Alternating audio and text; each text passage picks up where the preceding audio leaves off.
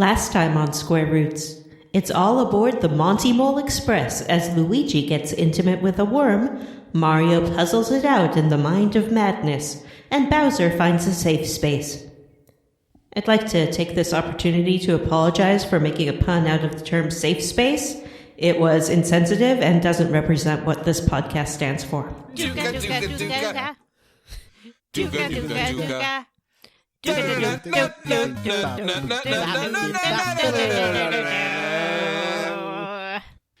everyone, and welcome to Square Roots, the classic RPG podcast. My name is Jim Banks. I am joined by Matthew Van Zant. Hello, Jim. Hello, listeners. I'm joined by John Chicken Dinner Brandon. I had too many chicken dinners. I'm full. And Vanessa. I'm Vanessa. And this is a podcast where we play and talk about your favorite classic RPGs. One chunker at a time. I hope everyone listened to the end of last week's episode after the credits song, because it was really just the beginning of the episode. And I think that it really illustrated why John was so angry at me at the beginning of that episode that probably came out of left field for most people, which is that I was being an annoying fuckhead. Teasing him. I cut all that out if you only listened to the beginning of the episode and made you sound like a monster. I guess that's the power of the editing. Mm-hmm. Yeah. That's why sometimes I'll take conversations we have in our group chat and share screenshots in the Square Roots Facebook group without your consent or permission. Yes, I was very surprised to find an So entire people can see how conversation on dysfunctional Facebook. we are behind the scenes. What are you talking about? It was that fucking scene from The Simpsons. What do they do to Homer every time they want something? What? That could be anything. There's What do like the kids do to Homer when they 14 want years. something? They're just like can we repeat go the to same. Mountain Splash 4? Can we go to Mountain Yes. Splash 4? Yeah, they just repeat it over and over Can we go again. to Mountain Splash 4? Yeah. Hey, geez. what are we playing on the doing show this this week? Yeah. We're finishing Bowser's Inside Story. Ooh. I can't believe I played the whole thing. You did, right? Yeah, I did. Yeah. Your brain tummy's just full of Bowser now. I'm so full of Bowser, I am about to explode, and then Bowser will burst out of me like the Kool-Aid Man and be like, oh yeah. Except he'll say a Bowser thing, like, rah, Bowser. I'm so mad. Rah. I think the I way do that like the Bowser roar sound effect. It's good. I think the way that the Mario characters laugh at Bowser at the end of the game because they've been voring themselves in him this whole game without his consent is really cruel and frankly, like, uncalled for. Spoilers for the end of the game. You know, when they point in his face and they laugh at him? They're like, we were in your guts. We were in your guts. Nice colon, loser! Guess where we never went? The turtle penis. How come? You don't have one. Oh, wow. He's got a fire pipe instead. Oh. When you're I a don't like dinosaur, that. Turtle. you're a dinosaur, you're either born with a fire pipe or a penis. He's not a dinosaur. He's a What turtle. is he? He's a turtle Koopa. sore. He is a turtle. Is he a Koopa? No, he's a turtle. Wait, is a Koopa Who's a turtle? King Koopa? King Koopa is also Bowser. Is We a all know Koopa a that turtle? those guys, Super Mario canon, Super Mario Brothers movie, King Koopa was evolved from the dinosaurs in an alternate reality that happened after an asteroid impact. Okay. That movie is not canon.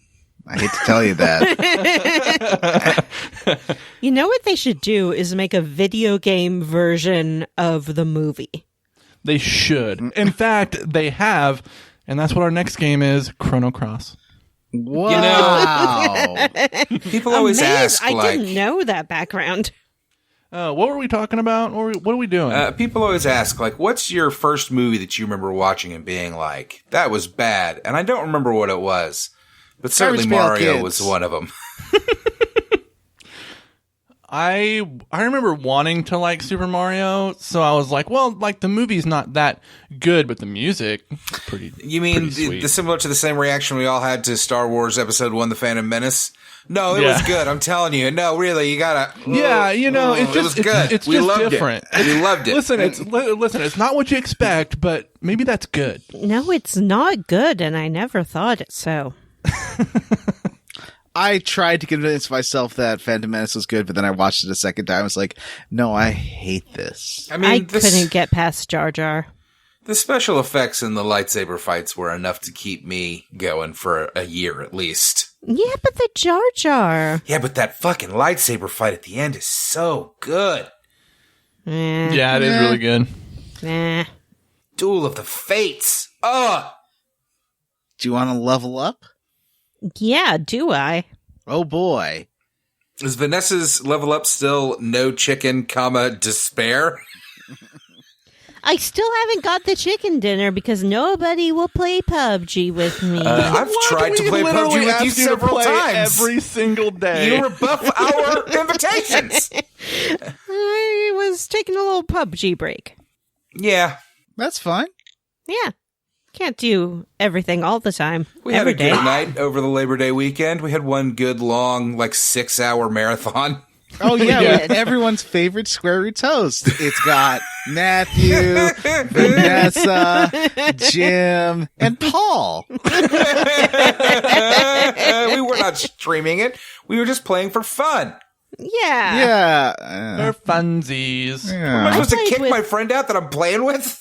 Hey, guy. Beat it. Yeah, John's here. just be like, sorry, Paul, I have to go do my taxes and stuff. And be like, I can still see We you should've- online. We should have at least done a party chat and let some people sub in. You know what I mean? Like they can still be on the party chat and then we can just rotate them onto the team. I don't know why we didn't try to do any custom games. Oh, that's smart. That's a good point. The five of But us we could have need hunted each other down. It would Five have been a other blast. people. We get 'Cause you have to Julio have on there 10. too. Oh, yeah, Julio. I played with Julio. I want to play with Julio. So is that how you leveled up, Vanessa? No. Vanessa, how did you level up? Well, thank you for asking, John.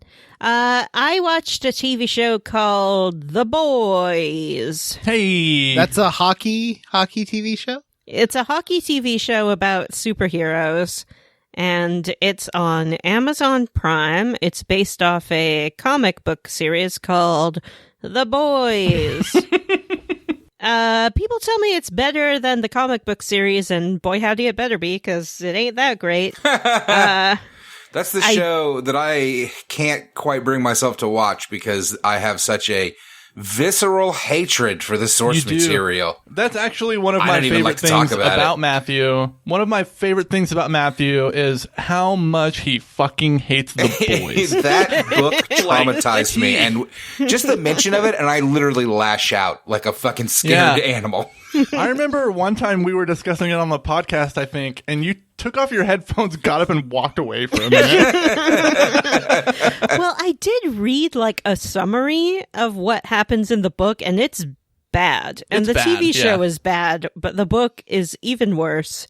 A real mixed bag. Some things I enjoy about it. It does have some sort of interesting satire. It has some good performances, but it also has a character who commits really egregious sexual assault in the first episode, and then is portrayed as sort of a comedic relief / sympathetic character for the rest of the series. And that's not cool. Can I ask how far into the series you are? 100% far. So you're Wow. all the way through the most recent one? Yeah. Okay, I do agree with you, by the way. Oh, good. Because I They was should going have to say. killed that character. Yeah. There's They no just- redemption for that guy. Yeah, and they keep sort of, especially in this second season, trying to give him a redemption arc. And it doesn't make any sense, and it's not cool, and it's not good. Yeah, no, it's bad. I'm But I finding really this like- discussion really compelling to make me watch that show, by the way. I really like the Not stuff about the sort of Superman proxy character. I think he's played really well, and it's an interesting sort of parody of, He's- I guess, patriotism and power and He's elitism. also terrifyingly psychotic. Like, yes, he does such a good job portraying a villain to the point where he's on screen. I'm like, oh, like I'm scared of what he might do, even though he's pretending to be nice. Like, it's a good performance, and it's pretty scary. Mm-hmm. And I like how all of the characters are so blatantly afraid of him, which you kind of would be if you were dealing with a Superman guy. Totally, he can do whatever he wants. Yeah, and does. As he makes clear. And often repeats. Yeah. And it has some interesting stuff about evangelicalism and the Bible Belt and things like that. Mm-hmm.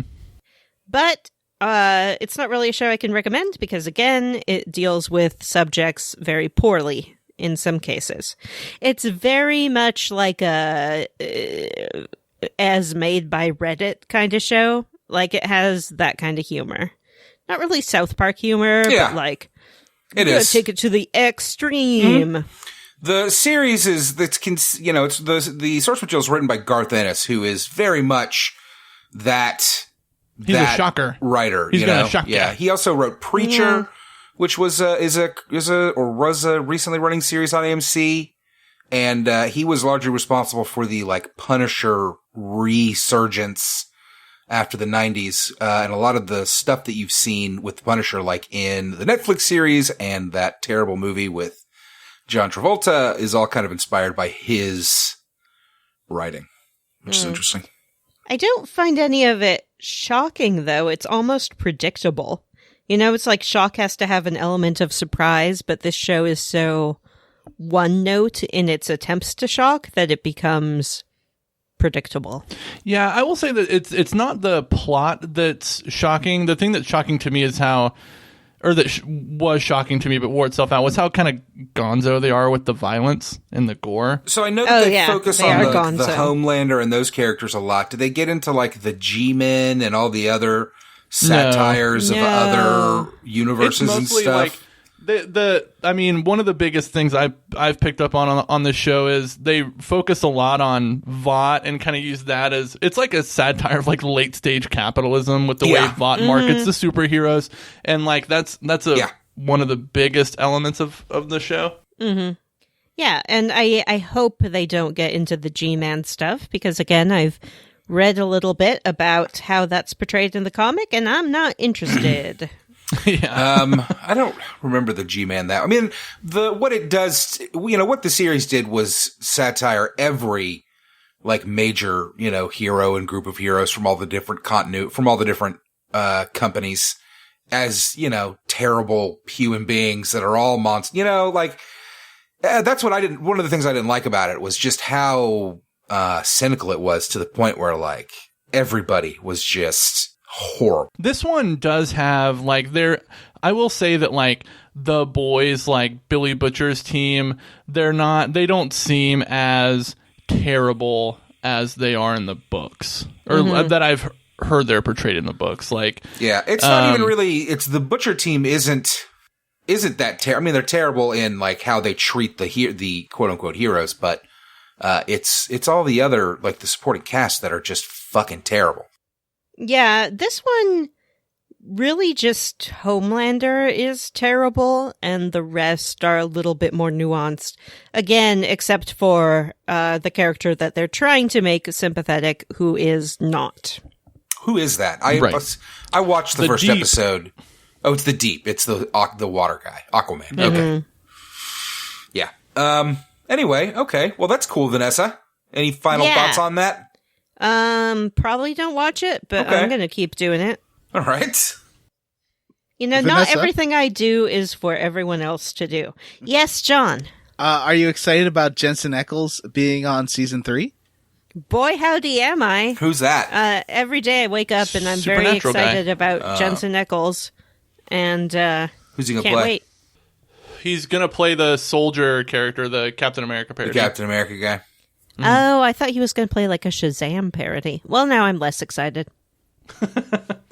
Yeah, Captain America parody's real fucking easy, and frankly, like a good Captain, it's not going to be a good one. It's going to be what you think it's going to be. Yeah, Captain America, if he was like a real, actual like Marine, that person, you know what I mean? Yeah. Nobody wants that. that as far as acting choices go, it's a good idea for Jensen Ackles to pursue comedic acting, because I think that's what he's happiest doing. At least that is the impression I get from watching the Supernatural show. Now I got to Google him and see which one he is. He's the one that's The not shorter- tall. Oh, he's the older brother. Without the waterfall hair. Without the waterfall hair. All right, I well. had a friend who used to try to convince me that he was a really good actor. I'm just going to leave it at that. She was like, he can do anything after Supernatural ends. I'm like, Vanessa, do you want to pass it off to... Okay, let me think about it. Matt, how did you level up? I was sure it was not going to be me. Hey, I have two things that I'll talk about briefly. One is that I read a 2019 comic book series I read the trade paperback version of a 2019 comic book series called Deceased. DC East. Eased. You know, like deceased, but with DC, like DC Comics in front of it. Is I it wonder what it was by about. DC Comics? It is. It is DC zombies, basically. And it's about what you would expect out of that concept.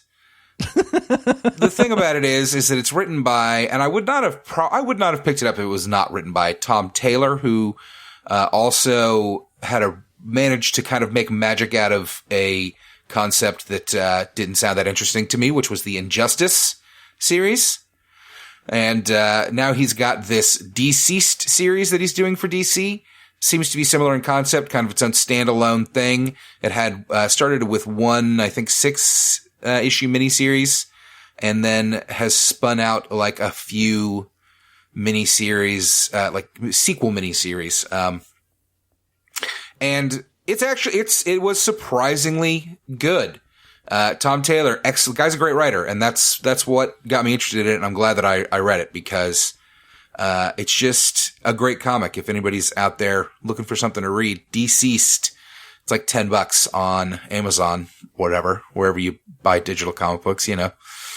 Yeah. Has anybody got any questions about Deceased? Pass. Damn it.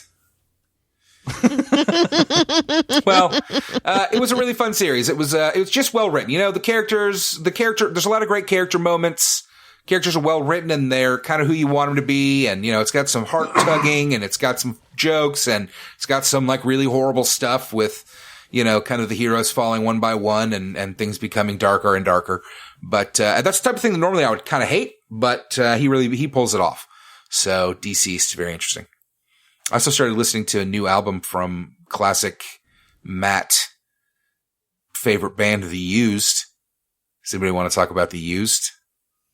I would like to talk about is these. Coheed and Cambria, and I don't know why you're lying to the listeners. It came out in April, but since I've been home and working from home and not leaving the house much, I haven't listened to a ton of music. And what I have listened to has been quieter and more, you know, family appropriate. So, but I was back at work for a couple of weeks, and I listened to The Used a bunch, because, of course, being back at work has left me filled with rage. And it's great. I was kind of, once again, shocked, because their last album was great, and their album before that was pretty great as well. And, you know, they definitely, in my opinion, had a couple of great albums way back in the 2000s, and then kind of fell off like all bands seem to do. But they seem to be having a late life resurgence that I'm really enjoying. Questions? Jim? I do have a lot of skepticism that anything that they make can be good right now, but I'll give it a shot. I still have a shirt in my closet. It's the used T-shirt, and I got it from Warped Tour 2003. Nice, that's amazing. Yeah, I've been a big fan of The Used. It does not since fit. I first heard him, basically way back in like, who knows, 2000 and early. Yeah, I have a question. Yes. Is Jim's shirt too big or too small? It is too small. Oh. He was 14 when he got it. Were you That's fair. grown man-sized at 14, Jim? I mean, some kids are. No, I was like Gumby walking around, like Just all awkward and stuff. Aww. Well, anyway, if you like me, if you still like to listen to that old like post-hardcore, heavy kind of punky stuff, The Used has a new album that's shockingly good. I think that they went back to the producer for the one of their original albums to produce this one. That's interesting. And it really has a classic Used feel to it, but does not feel. It feels rooted in the past, but not stuck in the past. And I think it has a good flow where it starts off really heavy and dark and then kind of smooths out and lightens up and kind of, they've always been really good at both doing heavy stuff and kind of poppier melodic stuff. So. Yeah. I too am familiar with good flows that start out heavy and dark and then lighten up. Well, that's it for me. I think I'll pass it off to my This is Vanessa's inside story. closest friends in the world. Please save me from this nightmare, John. Hello, friends. I'm going to get a beer. Actually, let me do that again. Hey, gamers! Oh, no. Guess what? What? There has been some exciting gaming news. No, I don't want to go get a Are you beer. ready to be shocked by the prices of the Xbox Series S and the Xbox Series X? I was a little shocked Shock at me. the Xbox Series S being $300. That's low. The Xbox Yeah. Series S is $379, and the Xbox That's Series $299.99. X is $599. $499.99. In Canadian dollars, where I'm in Canada. Why would I be giving you the numbers of a country I don't live in? Because it's the greatest country in the world. Hello. Let's not John. be absurd, Vanessa. This is a comedy podcast. I mean, it's crazy. Not a Can I pretend. not buy it through my Amazon and ship it to your address in Canada? Why are we paying an extra $100 for your Xbox? Okay, first of all, let's talk about how Canadian money currency is inherently less valuable. Yeah, let's talk about currency here, because the Canadian dollar is worth 70 cents to the US dollar. So actually it ends up being $60 cheaper in Canada if you go by the conversion price. So for the Why Series don't they X. just make all dollars the same amount? It would be so much easier. Yeah, it would. Not every dollar wants to be pegged, or not every currency wants to be pegged to the US economy. What? But because- it's the greatest economy in the world. The famously stable U.S. economy. The thriving U.S. economy? So what do you think, John? yeah, Are you down for the Xbox, and which one are you interested in? Well, so I've been listening to all the latest gaming reports on it, and it sounds like the I like Series this character, S by the way. Keep it going. is really aimed at your 1080p gamers. Uh-huh. So if you got a regular HD TV, you don't need that Series X. You will get your ray tracing. You'll get your solid state drive. You'll get the same same CPU, in the Series S, which is pretty amazing. But if you do want to play those old backwards compatible games and not rebuy them digitally, you might want to get the Series X if you are wanting to play your Lost Odysseys and anything that you own physically. It's easier to do the backwards compatibility stuff. Wait, so if I most of the games I own from like the 360 era, I bought digitally for my Xbox One. If I get the Series S, will I still be able to play those games that I own that I bought believe so. I believe so That as is- well. That is awesome. Yeah, it is pretty fucking Yeah. cool. That's why That's dope. I'm psyched about the Series X, is that I want to go back and like play 4K. I'm probably going to get the Series X just because I want to play, I want to get an upgraded TV, although I'm not spending that money this year because I'm going to save my money just in case things go horribly. Yeah. What could possibly happen? Things aren't great. Maybe don't buy, if it's like a big chunk of your disposable income, maybe save it till next year. Just see how things go. That is my recommendation for gamers for 2020. Hey gamers, save that gamer cash because things might be bad next year. Yeah. Well, I'm excited about the Xbox Series X. I'm going to get one for sure. Yeah. I'm excited Yeah. about the Series S. I intend to get one from Taco Bell. They will be giving them away you can win a Xbox Series S before it's even available on the market, gamers. As always, do not eat any Taco Bell. Just use the free to enter code. Look it up. But I ate some Taco Bell this weekend. It was good. I like Taco Gamer Bell. foul. Jim, how did you level up? I also watched The Boys, but we've already talked about that. But I will say that because I love Carl Urban, and he plays Billy Butcher in The Boys, I was like, I want to watch more Carl Urban. So I watched the movie Dread from 2012. Nice. Oh, no. And it's such a good movie. Oh, really? That movie's fucking great. It rules. Wow. It rules. John, have you seen Dread from 2012? I have not. I have never seen it. Vanessa, man. I saw the one from 94? I saw it in the theater with Sylvester Stallone and Rob Schubert. What's his name? Not Rob Schubert. Schneider. That one is on, I think, Netflix or maybe Prime right now, and I keep meaning to watch it. I really have a soft spot for the old Judge Dredd. Like, Stallone really fucking... I don't give a shit that he takes his fucking helmet off. Like, fucking, it's Stallone. He growls at the camera. Yeah. It's great. It's so good. So I should watch the Carl Urban version? Yeah. Yeah, the new Dread kicks ass. It was written and produced by Alex Garland, who did like Ex Machina and that what's that trippy movie with... Didn't he do Natalie Enslaved Portman? Journey to the West? Wasn't he like the head writer on that? Alex Garland? Yeah, I think he did that game. The one with the monkey Oh, guy. Enslaved Odyssey to the West. Yeah. He did do that game. That game's awesome. That game was not very good. With the craziest, I liked maybe it. the craziest video game ending of any video game I've ever played. But no, he did like Annihilation and Ex Oh, really? Machina. Wow. Like and he was the writer and producer. And the movie it's great. It all takes place in one huge Mega City 1 apartment It's building. the Raid, but with Judge Dredd. It's the Raid, but with Judge Dredd and his psychic judge partner, and it's awesome. I Does thought it it was feature at the I thought end? it was commonly. I for some reason I think of Dredd as like a commonly known awesome movie. Yeah, I've heard it was great. I just didn't. It's so good. I didn't end up seeing it. Did you ever get to the end of that Enslaved and have the like 5 minutes of live action Andy Serkis talking to you? That's crazy. No. Ending is so good. Vanessa, have you played this Enslaved game? No, but I have seen Carl Urban in Xena, Warrior Princess, as Cupid, God of That's Love. You've definitely seen him in Star Trek 1 through 3. I have.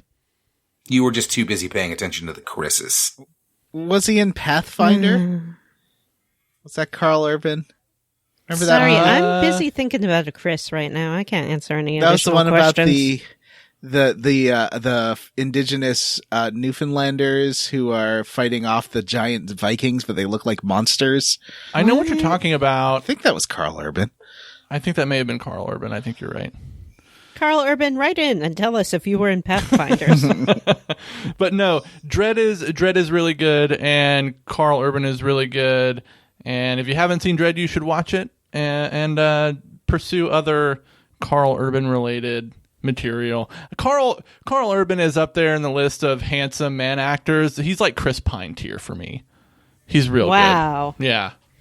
Star Trek Into Darkness must be your like golden grail of handsome men. It is. Yeah, he's great in that. He's great in everything. Okay, anyways. Tummy Tome. It's time for the Tummy Tome. We're gonna finish the game. We're gonna fight a Dark Bowser, and we're gonna eat a cake.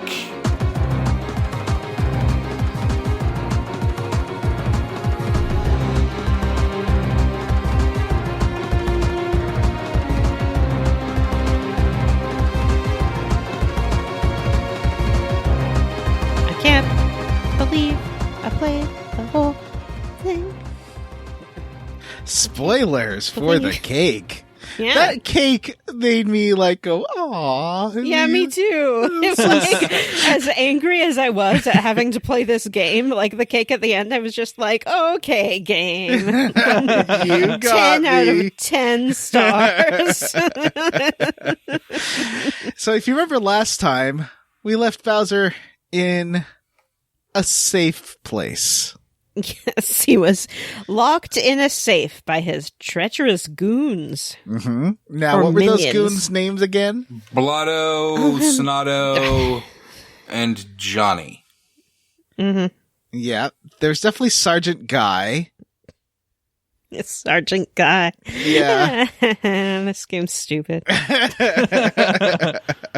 All right, so we head over to the doctor's office because the doctor might have an idea on where to get the third star cure now that we got the first two. Mm-hmm. So we head over to the doctor's office. So inside there is a toad with amnesia who vaguely remembers getting attack pieces both on the beach and then in Bowser's castle. He's like, I had to make a crazy jump. Mm-hmm. All right then, buddy. I don't remember anything. And there's someone behind it being like, that Toad's a famous adventurer and he can't remember anything. I wonder if that was Captain Toad, the treasure tracker. What? Do you think it was a special appearance by Captain Toad, the treasure tracker? Who? Captain Toad, the treasure tracker. Come Never on. Have heard you of guys him. played that game? I No. haven't. Me neither. I've only heard of two kinds of toads. I've heard of red toad and I've heard of blue toad. That's it. Toad was the hero of his own game, which was on What? 3DS and Wii U, called Captain Toad's Treasure Tracker. Toad can't be the hero of his own game. Sure, he's the hero of Mario 2. And he's the best digger.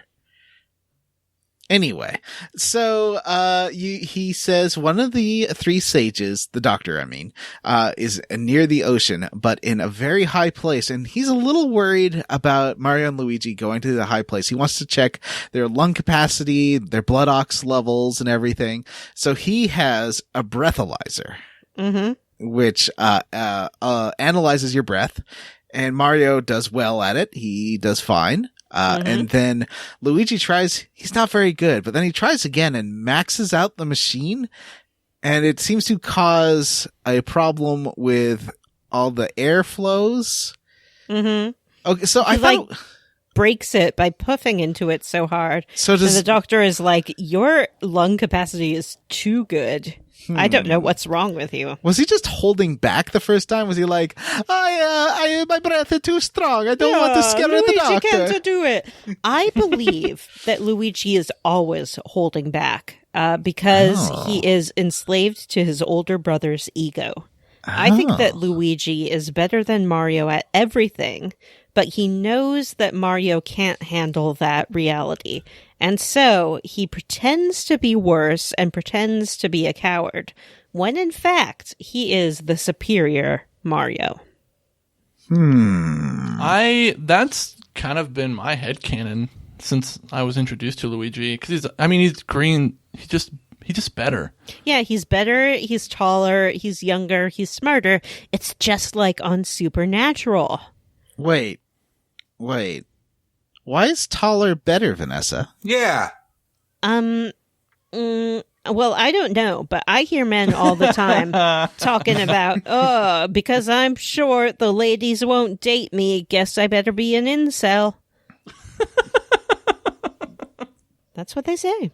But I'm short and I do just fine. I mean, admittedly, I'm not trying to pursue ladies, but I do just Because fine. you're an thanks. incel. There is a clear bias towards tall men from a lot of women I see on that I have the seen street, on apps. catcalling Yeah. On you. the street. On the streets. Hey, Yeah. Beanstalk. Hey, tall drink of water. Want to get me something from the top shelf? Who's the skyscraper?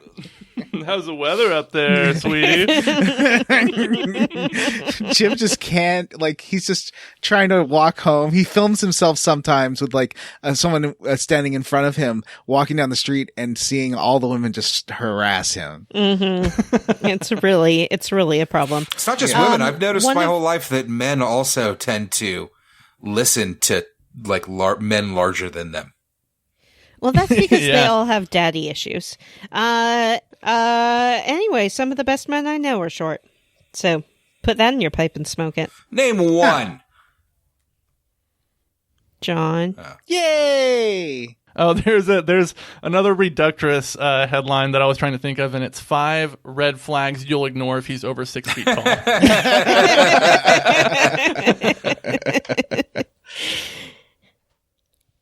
Oh, humans.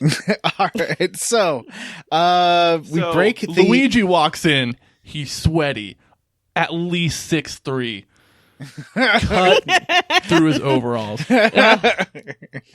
Hair flopping in front of his face. He tucks it under his green hat to avoid the stares that come with owning such lustrous locks. His mustache glistening. So Birdly, if you go into the other room, Birdly is flipping out. That's the FYI bird.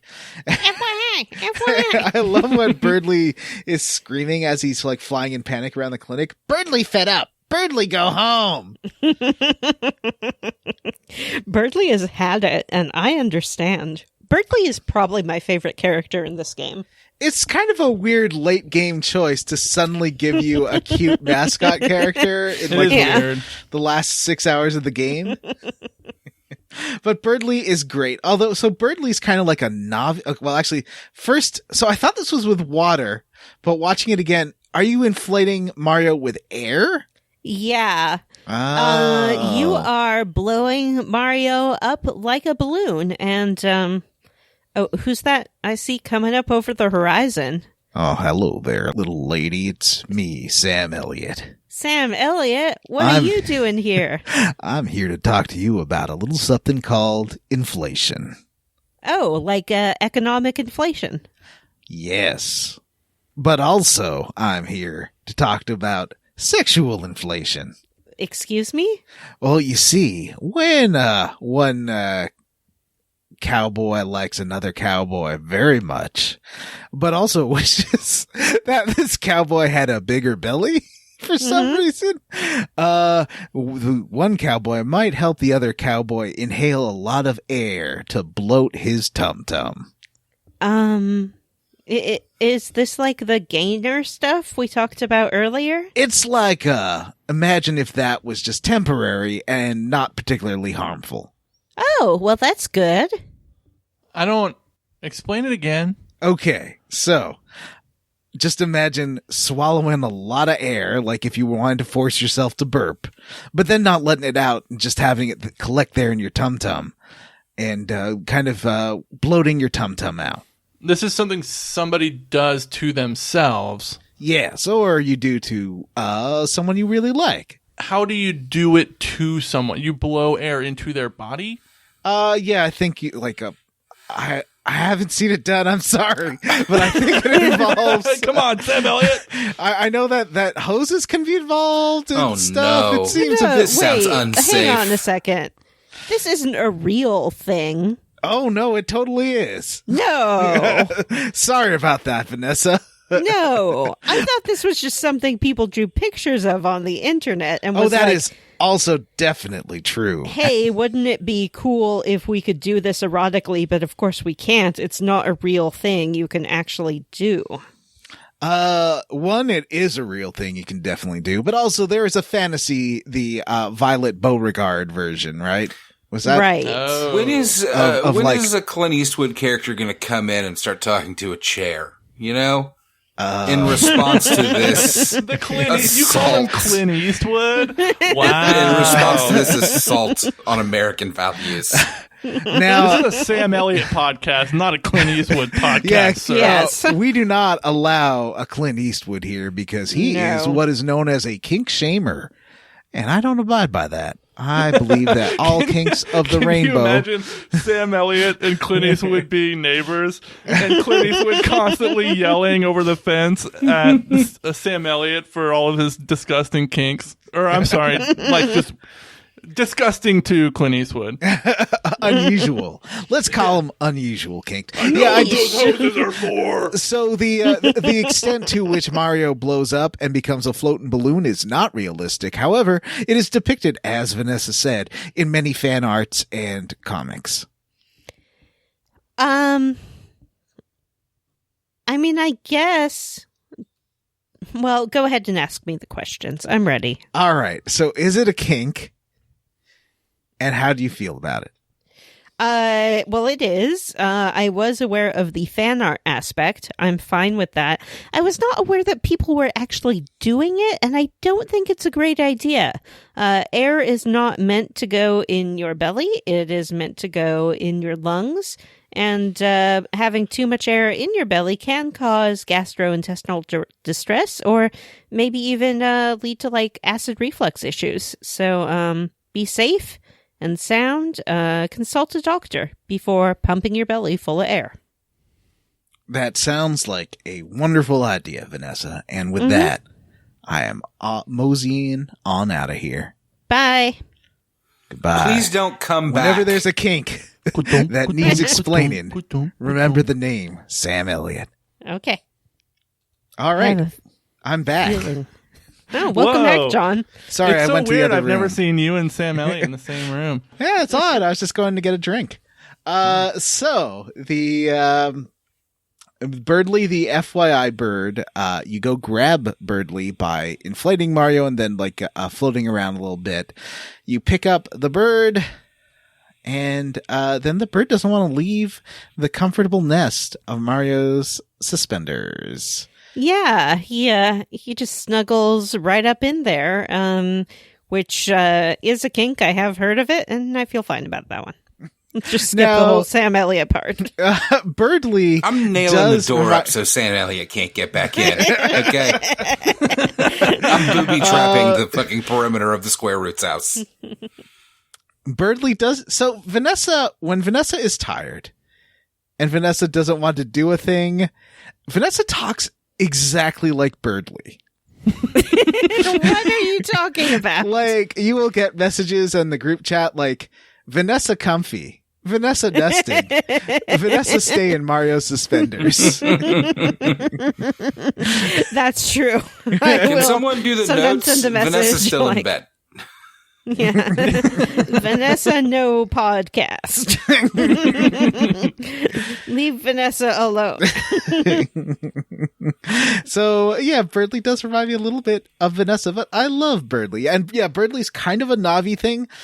So it did say as soon as Navi? Like in Avatar? No, like in Legend of Zelda. Oh, I thought like an Avatar too. I guess those were the wrong. Navi. How many people, if I say Navi, how many people would think of that horrible movie? What are you talking about? It's not just a movie, it's a theme park 6 land. seasons in a movie. So, You mean the franchise? The Avatar franchise? The When you get blockbuster Navi- Global franchise smash success Avatar franchise? gave me a headache for when a you week, get- but when I saw it, when you get Birdly, the it says the field guide is updated and you can use Birdly to navigate, but you can't, right? Like there's no button to push to talk to Birdly on where to go next, right? Sometimes Birdly just chimes in with where the next place you need to go is, right? I never tried to talk to Birdly. Yeah. I couldn't find any buttons or way to talk to Birdly. Birdly occasionally would scold me for not being efficient enough in getting to the next area. Really? Yeah, I spent a lot of time doing puzzles. I did do puzzles because the next place you need to go is Plaque Beach, and Cuzzle is there, and Cuzzle, you'll remember is short for is there and has a job for you. Solve his puzzle. hey, that's not his name. You said remember, as in like we've expected our listeners to remember the shorthand for what is, as you remember. Yeah, you get to do a puzzle. One of Cuzzle's puzzles. Yeah, it's nice. It's a good puzzle. It's a Goomba in front of a pipe. And the Goomba looks sort of like surprised.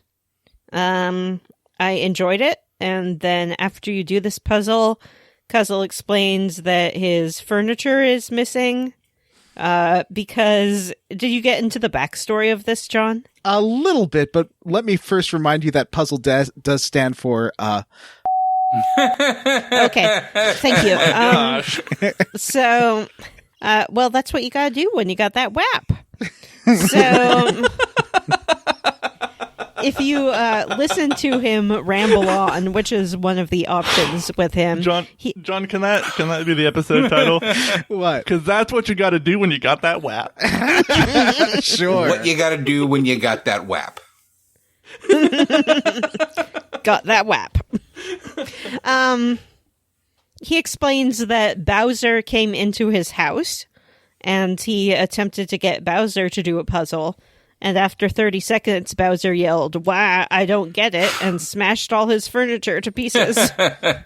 and that's when didn't he? And that's the point where Cuzzle gave Bowser the star cure, right? Yes. Yeah.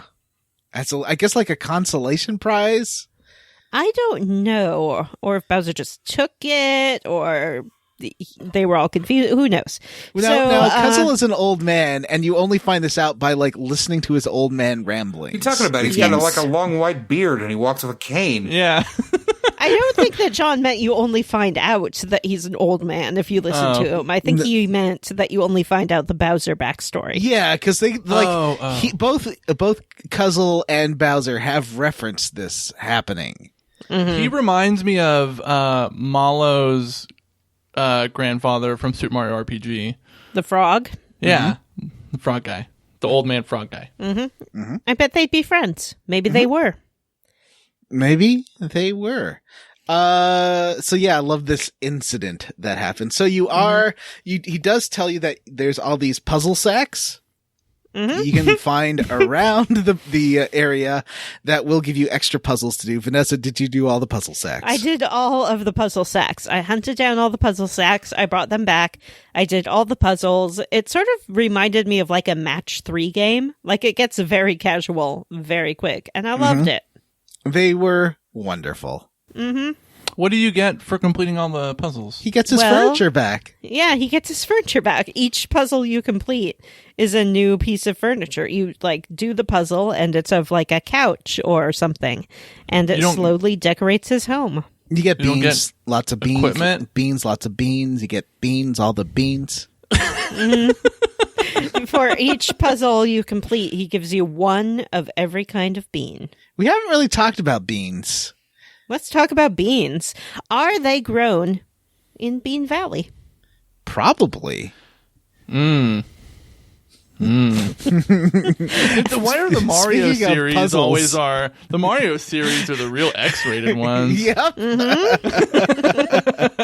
So, dotted around all of Mushroom Kingdom are these little X's in the dirt or in the stone that you can drill into and get these beans. And these beans will put 1 extra point in all your stats. There's a couple of ways you could go with this. You could distribute them all among your party. You could give them all to Luigi to create a Super Luigi, or you could give them all to Bowser to create a Super Bowser. I did an even distribution. I believe I mostly just gave him to Luigi because it's funny to make Luigi very good. And to reveal Luigi's hidden power. Yeah, he just has to eat a lot of beans. So the FYI Birdly says, the sage is up on a high cliff across from Cuzzle's house. And you do go up on this high cliff. Chakron is there. What's a chakron? Chakron kind of looks like a squiddy thing. A little bit like almost like a blooper. But it's like pink and purple. And Chakron is doing a yoga pose. And Chakron is, like a yogi sort of thing. Mm-hmm.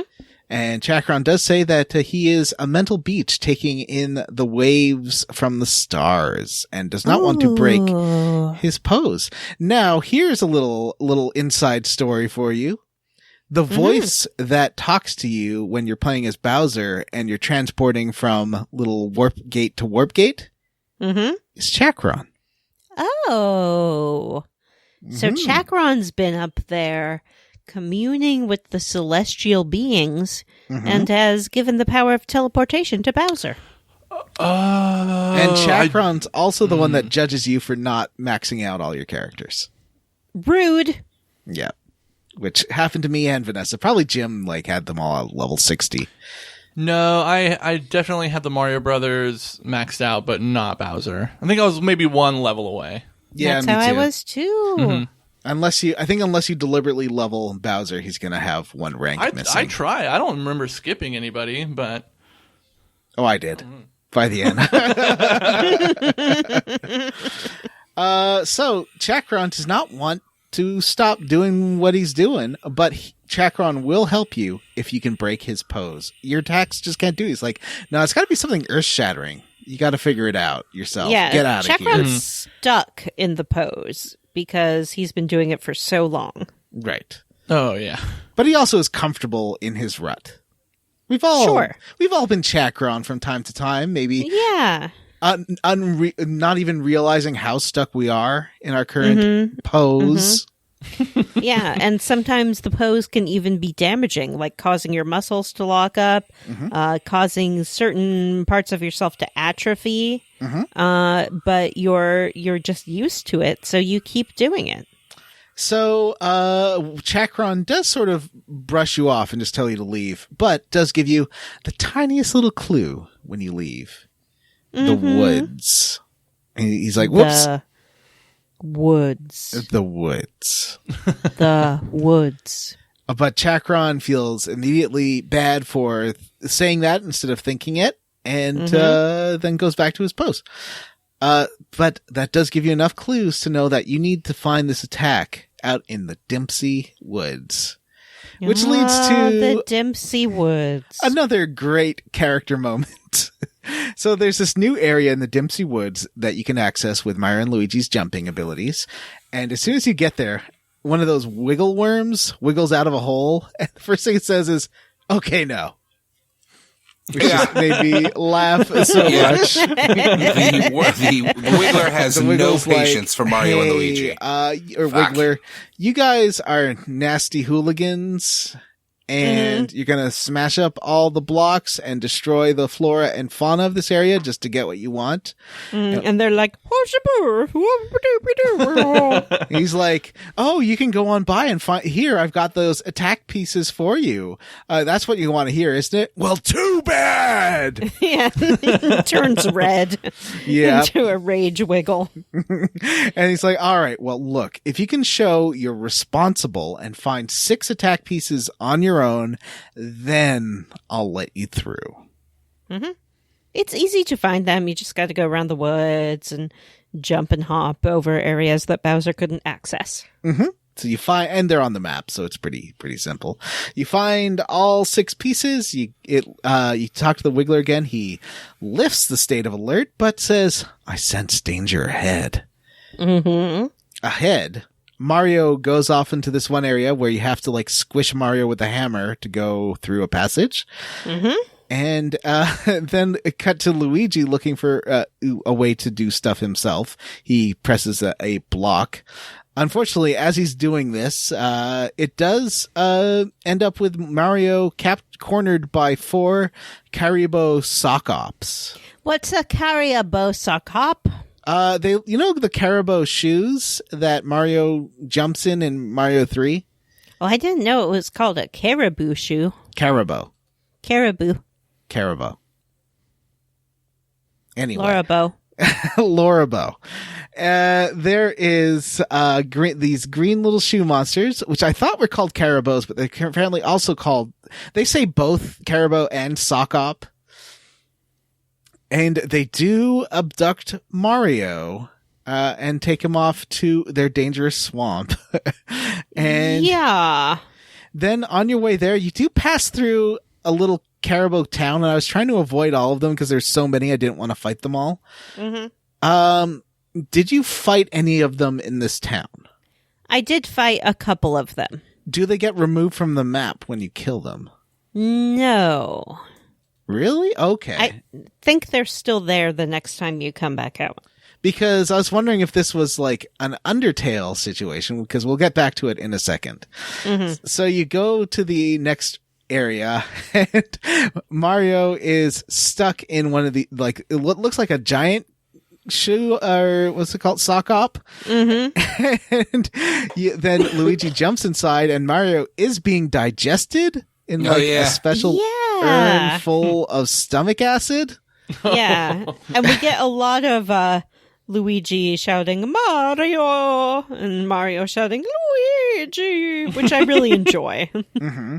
And then Luigi does take out his hammer to start breaking that down, but Luigi does get attacked by a bunch of these little flat bug things. Yeah, really and annoying. Luigi has to battle them all by himself. He does a great job lending credence to my theory that Luigi is secretly the most powerful brother. So you do fight them, and then it looks like the sock op is dead because it gets like little X eyes. And you've killed it from the inside. But I guess it also contracts at this point around Luigi so that just Luigi's head is stuck out of the shoe. And Luigi can hop around. And then at this point, you can like get almost all the attack pieces because you can like hop over the spikes in the shoe. And you can have conversations with the other sock ops. Yeah, that's why I was wondering if you can kill them, because this whole town is full of very pleasant sock ops. They're all talking about how they want to eat the green one and the red one. They do think that you are a sock op, even though your little head is sticking out of it. And they don't realize you are basically weakened at burning a sock op. Yeah, you are wearing a corpse over your own human body. Which is pretty gross and terrifying. Is that what happens every time Mario and Luigi put on one of those boots? Are they always like a living creature that they kill and then inhabit? Well, we'll get back to it because they do say in a second that you haven't killed it, you've just KO'd it. Okay. They are very explicit that it isn't a total. It's like so I don't know if that's worse because this thing's alive that you're wearing. Although I guess it would be worse if it was a dead body you were putting on. This is a weird conversation. I mean, you weekended Bernie's this thing around for a while, and it's disturbing. Whether you talk to its something friends is and pretend like you're it. But Vanessa, what are you trying to say? whether something is alive or dead, you should not enter it and wear it around. No, he didn't enter it intentionally, right? It tried to eat him. Well, he jumped into it to get Mario. Oh, Yeah. That's true. So, do you think that you can, is this going to be an Undertale situation where you could have killed Hey, all I have these not played townspeople? Undertale, so let's cool it with the Undertale talk. All right. Undertale is great. That's all I'm saying. So you head to the next area to try and find Mario, because Mario did get absconded with by some other Karibo sock ops. I do want to point out that the Karibo do acknowledge Luigi, but they believe that he is like in the process of being eaten. Right. That does make sense. They're like, ooh, you're going to eat that? Cool. So you get to a Karibo and it's trying to eat the last attack piece block, and they're calling, the other ones are mad because they want to share it with him and are calling him a they say, "You pig, you've already got a block in your hole." Which made me laugh. Yeah, he does. So, then Luigi comes over and they all start fighting over who's going to eat the red one, who's going to eat the green one, who's going to eat the attack block. And then, while they're arguing, Mario does wake up and oh, Vanessa, what happens here? Oh, you're so upset about it. I don't know if I rightly remember. Okay, I can describe it if you'd like. I can rack my memory for a second, by which I mean look at the notes where you've written down what happens. Oh, I remember. Mm-hmm. Yeah. So Mario decides to get Luigi out of this sock up. And he goes over to the sock up and sort of peels or rolls it down. Which, I don't want to say what it's like, but imagine you had like a sort of cylindrical object with a part to it that could roll, up or down, depending on the situation. And sometimes you might choose, were you into that kind of thing, to insert something into it, and then roll it up and around. What? Or, sort of like two ships docking in the night, perhaps. Oh, I see what you're saying. And some Karibos have that extra bit of skin removed. Yeah, it's for religious or for hygiene religious reasons. So Jim's face.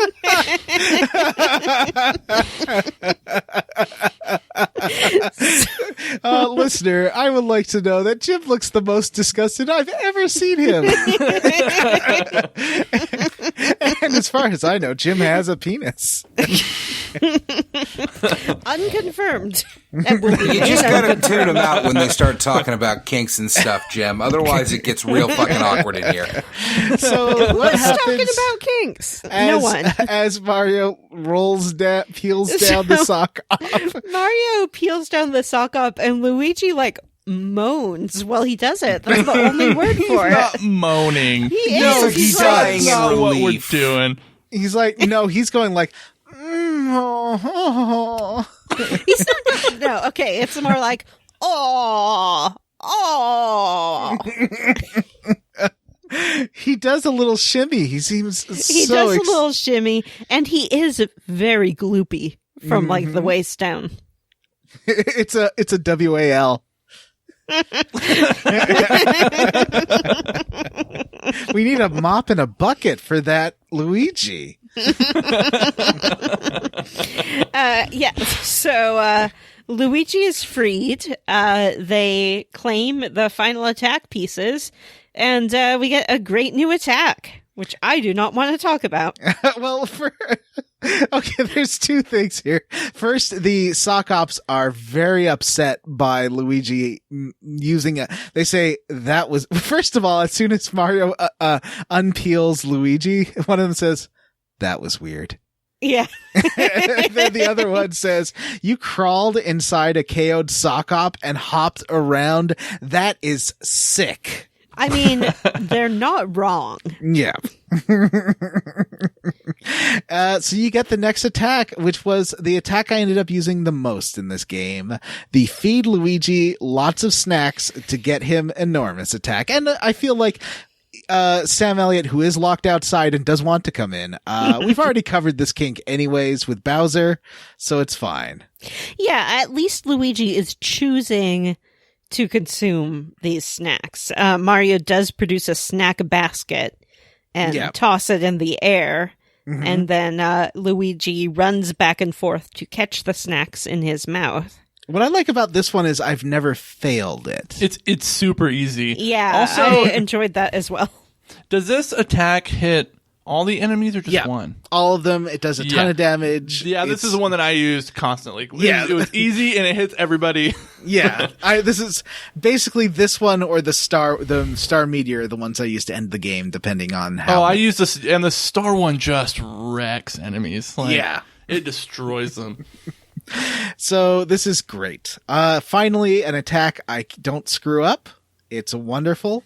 So you go back to Chakron, and then so basically to describe this, you feed Luigi lots of snacks from a snack basket. They fall from the sky, and it's like an old 1980s arcade game. Luigi gobbles them up one by one until he becomes immensely obese. And and then Mario lifts him up and throws him, and hyper chubby Luigi does like a butt stomp that attacks all the enemies. It's wonderful. It is kind of wonderful.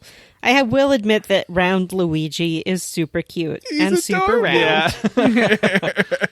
And then that immediately also gets all the weight off of him, and he goes back to his usual weight.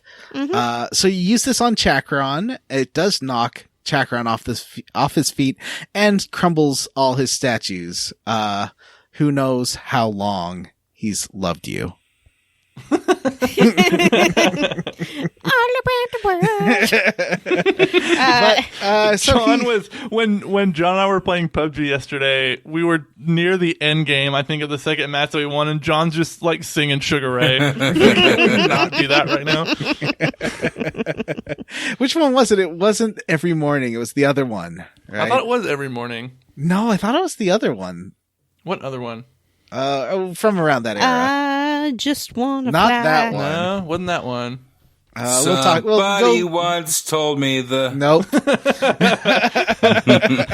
So All Someday? around the world, statues Yes, that was crumble it. for me. Yeah. so he I'm gets 25 years old. My my mother, mother, God God rest bless his soul. I just So wanna fly. Chakron is kind of upset by it, but gets over it fast. He's like, "All right, I'm already done. It's fine, but I don't want to get you the star cure because you guys are jerks." And then he like jumps off his cliff, but then floats back up with the star cure in the end. Yeah, he changes his mind. He does Or go he would- through like his emotions quickly. He allows them to exist. He acknowledges that they're real. Yeah. And is a little pissy for a second, but then is fine. This is a real enlightened sage we're talking to. So he does eventually give them the star cure, and you all bring it back to Dr. Toadley. But the easiest way to get to Toadley's place, and he doesn't want to see how he does this. Yeah. He launches you. Yeah, I liked this part that he's like, "Don't look, will I launch you?" But I can launch you back to it. So You're the screen does move up, so you cannot see what he does, and then down again, and it does look like he's standing on his head as he launched you. So that's great. John, I'm really glad you explained. I didn't pick up when I played the game that this is the same Chakron that's teleporting Bowser around that said he was his conscience. I did not make that connection, so I'm glad that you explained it, because I was like, was that just unresolved? What was that whole deal? He talks the same though. Like he talks what, like a surfer? How does he talk? No, he talks like a enlightened dude. Like he's just real Yeah, like chill. a surfer. An Yeah, like Yeah. a surfer. Yeah. So you So he head talks to like Paul Toadley's Walker office. is what you're saying. And Toadley demands silence. And as you give him the star cure pieces, and you do see this great animation of them floating around while he wiggles his chubby little toady hands in the bottom screen. Yeah, his little hands appear, close up on the hands. I never thought about toad hands as much as I did in that moment. They're so tiny. They're like little chubby hands. They're really They're little adorable. chubbos. And so he does create the miracle Toadley cure, which looks like a star with 3 blobs in the middle. And speaking of blobs, the Toadley cure then zooms around the map, turning every single blorb back into a toad, except for one who was like, "No, I was like this before." Yeah, that made me laugh a lot. Where it's like, no, I've just always been like this. Yeah, this is just me.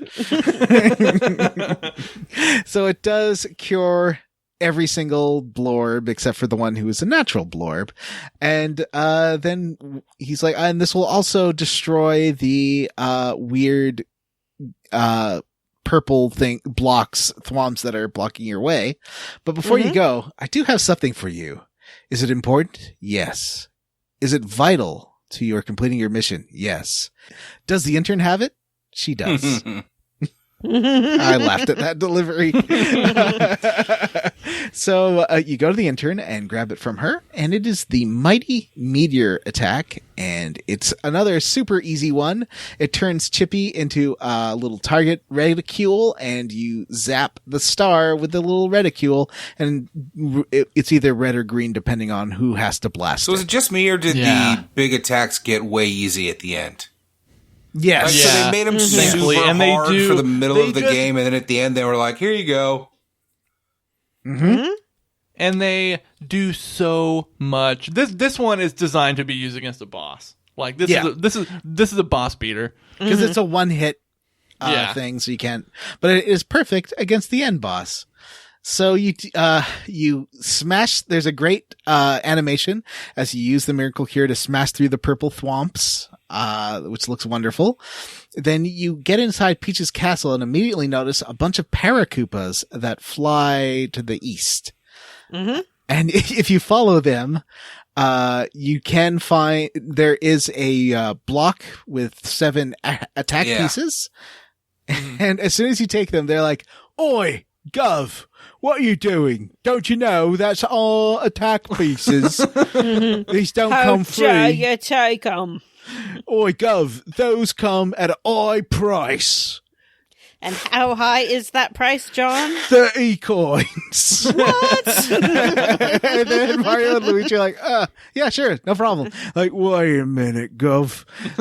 You seem a little too easy on giving us 30 coins. I'm thinking maybe we should make that 300 coins. And at this point, you have like 13,000 coins. So they're and still like, the other Paracoopas are like, 300 coins for 7 measly attack pieces. Are you sure, boss? That seems awfully steep. He's like, I know, but these are a couple of rubes, and I think we can get all the money we want from them. yeah, they're like, imagine how many royalties we could get with 300 gold pieces. Oh, and then these blighters don't know what hit them. I think they'll give us 300 coins. Yeah. And you do, and then they're like, whoa, celebrities! They must be celebrities. And they're like, "Oh, I feel kind of bad for charging you 300 coins for that. So how's about I let you in on the rest of the attack pieces? They're hidden around the map. They can't see them. They're invisible blocks. But if you jump real hard, you might be able to hit them." Man, you're doing a lot of character to work tonight, John. Well, they are written with like a Cockney kind I of know. accent. I found it really fucking annoying to read. Oh, I love it. Just like Carl Urban in The Boys. Like trying to read an X-Men comic book anytime Gambit shows up, I was like, God damn it, just talk normal. I love, do you ever see that movie, Snatcher? Snatched? No, was it Snatcher? Wait, no, what was it called? Snatch. Yeah. it's Snatch? just Are you talking about Snatch with Brad Pitt? Yeah, that was a great Talking movie. about Snatcher, Snatch to Snatch. Snatcher? Well, Snatcher is the game with the robots that are pretending to be teenage girls, and you have to find them.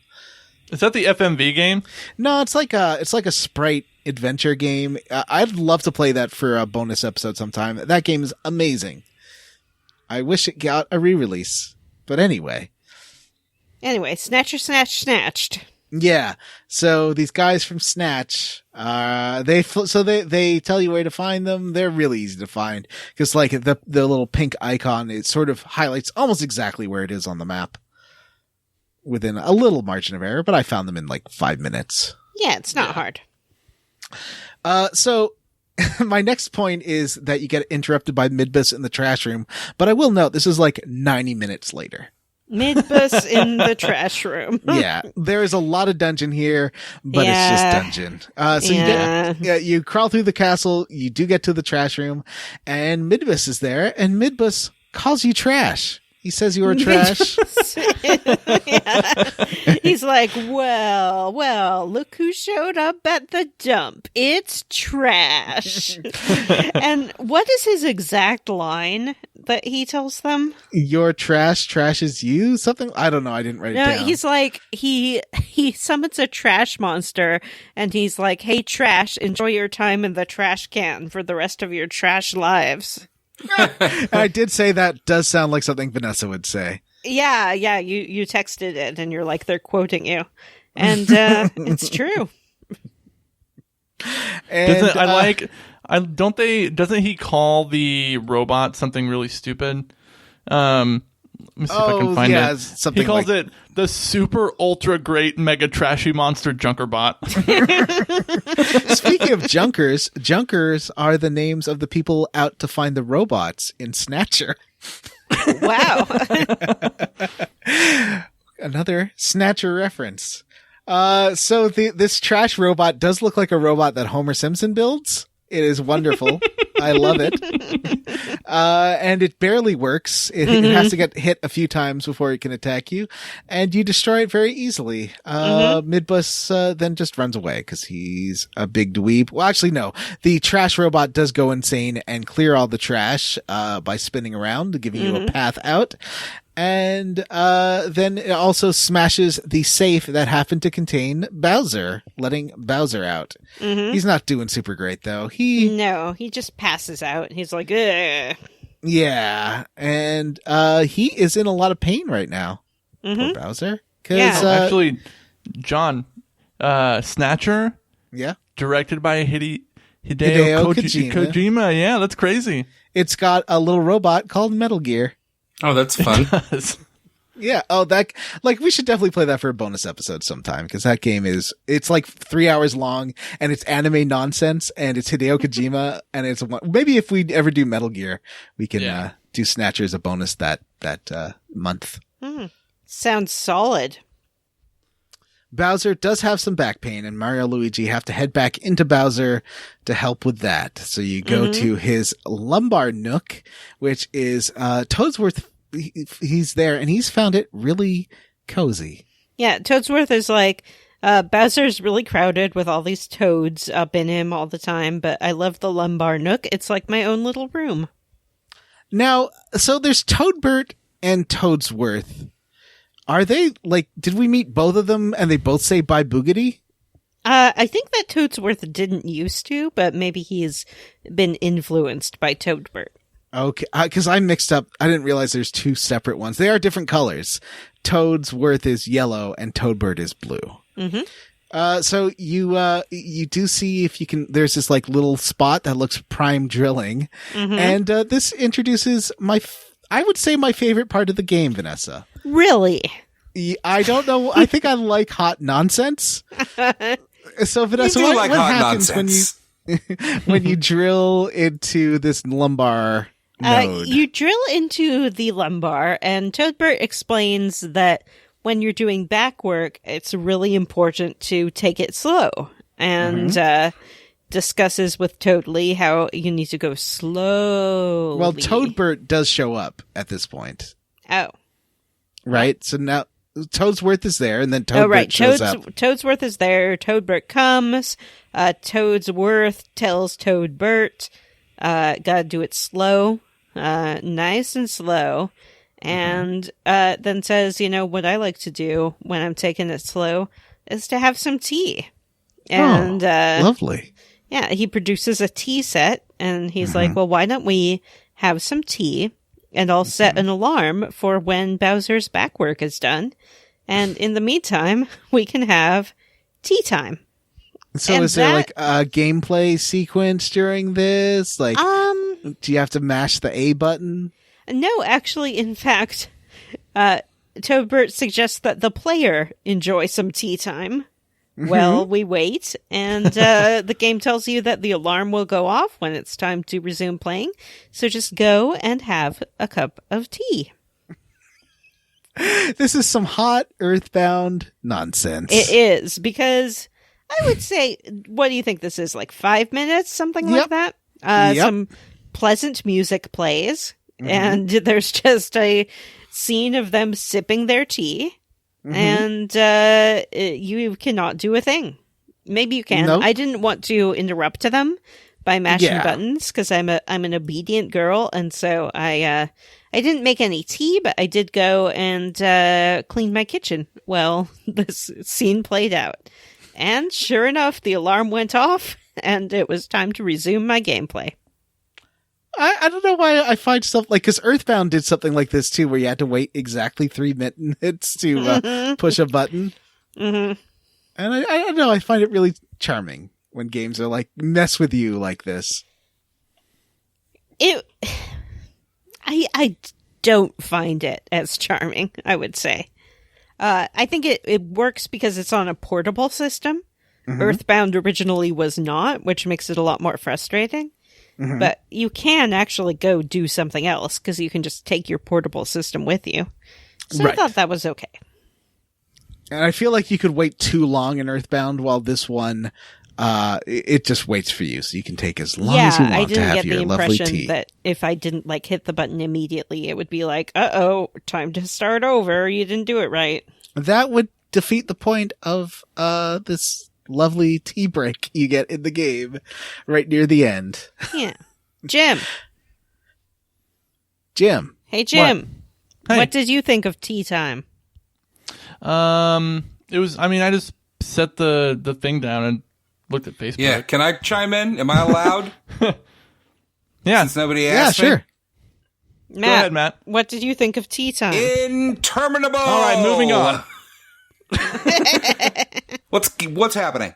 What's happening? I gotta finish this. What's happening? What's happening? I gotta finish this. What's happening? What's happening? What's happening? I gotta finish this. I gotta finish this. I gotta finish this. What's happening? What's happening? I finished this game like a month ago, so I was not in a hurry. You know, Jim, of all of us, you enjoyed it the most, I think. The rest of us I did. Struggled through it, and it definitely, we'll talk about it in the Squarely Against, but it definitely, like, you know, it's, sometimes the games are fun, like Persona 4.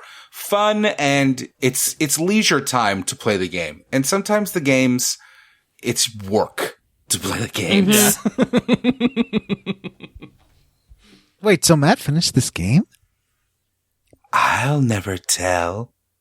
But I can talk all about Crazy Dark Bowser if you want. Sure. Wow. You know what I'm talking about? All right. Well, I'm sorry for not thinking you could chime in on this and assuming you hadn't played the game. Haven't even talked about Bowser rolling around like Sonic the fucking Hedgehog yet, have we? Well, No. Next up, Bowser, now that he's limbered up from this lumbar massage, feels so good that he can roll in a ball like Sonic the Hedgehog. This is pretty fucking great. There is and a he point. can smash statues. There is a point towards the end in one of the levels where it legitimately turns into a Sonic level where you're like loop-de-looping and shit. And I was like, this is amazing. I want to play a Bowser game. I want to play just a Bowser game, but not one where he's a fucking jerk. Let's get a Bowser game where he's... I think that's kind of... I want to get a Bowser game where he's been bonked on the head, so he's not such a piece of shit. I like grumpy Bowser, but I don't like literal slave owner Bowser. Well, there's Literal the one where slave owner he Bowser. becomes. There's the one where he becomes a sub after being bonked on the head. I think that's a Superstar Saga. Oh God, I didn't want to know that. This game is too kinky because it allows John Brandon to really explore his really vast knowledge of kinks. I don't know what you're talking To a about. point It's that Sam his- Elliott who has Really explored his vast started to Up and upset out of the me. room every time. Yeah. I will say that, like, since we've been doing this podcast a long time, and I've come to rely on John as an explainer for things that I don't understand when it comes to kinks. I think we've all been like, John, what does that mean? Just like in our group chats. That is Just very in daily true. life. Yeah. John's the kink guy.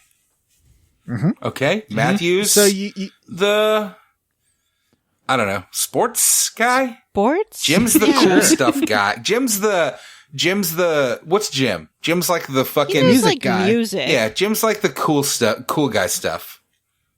And Vanessa's obviously just women. Yeah, just women. Just anything that we need to know about women. I know it all. or Timothy Chalamet? I don't know very much about Timothy Chalamet. Oh, I thought you liked his weirdness. I don't like or dislike Timothy Chalamet. I can't think of one thing I've actually seen him in. Why are we talking I'm about aware Chalamet? of Derek Dune Waters trailer. How about or that Dune Raoul trailer? How about that Esparza. fucking Dune trailer? I Yeah, can't wait. Wow. I have seen him in the Dune trailer, and I learned that you guys are extremely enthusiastic about Timothy Chalamet. I'm extremely. I was even in the trailer. It's like that guy fucking owns the screen. He does. He's very charismatic. The entire cast is so stacked that seeing them all in action was mind-boggling to me. It's Yeah, doing action. crazy. So Bowser meets 3 Fawful-copters, and each of them has a key that he needs. When do you think they're going to Then the announce next- the PS5 price? The next chunker is chasing around these Fawful-copters and getting all these keys. One of these keys does unlock a bunch of Magic Koopas, which is the best Bowser attack because it's super easy. That was I a love great this Bowser one. attack. Yeah. It's they line up in little formations. You just have to trace them with your stylus, and it makes a little glowing line, and it's really pretty. I love it. I made a big mistake with this attack, which I'll talk about shortly. Okay. So then Bowser has to jump up real high because I think Fawful or Midbus is making fun of how Bowser can't fly. He's got to get through these piranha plants. So you have to start spinning Bowser up by doing this new mini game, which is kind of like a bouncy board where you slingshot. This one sucks. Yeah, this one sucks. Yeah, this one sucks. But you do catch him on fire, and then he does land and say, "Gah! Looks like Red Hot Bowser's still alive and well." I don't know what that means. Red Hot Bowser. Right. So you smash through these giant piranha plants and then break into what appears to be Fawful's lounge that he's built into Peach's castle. Mm-hmm. Fawful has redecorated everything in Peach's castle to be Fawful-centric. Mm-hmm. So And lots of way more statues of mechanical and Fawful. purple. Mm-hmm. Yeah. So Listen, the color you, palette swap is not bad, okay? I don't think it was bad. I think it was he's got a nice design aesthetic. I think that, He just puts his probably face on increased- everything, and he does not have that's a good the problem. face. If you're trying to increase the resale value of Peach's castle, you don't want to personalize it too much. Sure, the color palette was nice, but he does start putting his face everywhere. Mm-hmm. Though, why you assume that he is trying to increase the resale value, I do not understand. He's into castle flipping. Okay. Yeah. It's never a bad idea to increase the resale value of your property, even if you don't intend on reselling it anytime soon. Although I think we do need to discuss the morality of that show where these women go into a neighborhood. It's like some HGTV show. They go into a neighborhood and they brag about increasing the property values. But I'm like, lady, 1, you're increasing people's tax burden. 2, you're pricing people out of low income neighborhoods and bragging about it. They also it's such a long-term strategy that sometimes they'll sell their flipped houses at a loss, knowing that they're slowly increasing the property value in the neighborhood so they can sell future houses at an inflated price. And then they're bragging about it we're helping out everyone. No, you're not. You are not. You are extracting value from the economy. Anyway. A friend of mine always says that I remind him of the mother from that show. Oh. And I don't really see it. Well, I haven't watched it that much, so I don't know which one's which. I've watched it a lot because my mom watches it, and I don't like it. I think they're doing the guy a bad that thing. directed the Twilight movie that the Flophouse raked over the coals a few years ago is now tweeting at them again about that movie. It's really fun. I saw that. It's great. Wait, what? The guy who directed which? Twilight New Moon. Mm-hmm. Remember, is that the guy? Started, they did it, and then he wrote a letter in and was like, I love your podcast, and was very shocked to hear my own movie on it. And then he came on an episode. Oh, Chris Weitz? Yes. And then he did a bonus episode that was not a good bonus episode. How dare you? Nobody gives a shit. Like, it was like an interview with this guy, and it was like, nobody cares. Nobody gives a shit about this guy. Who cares?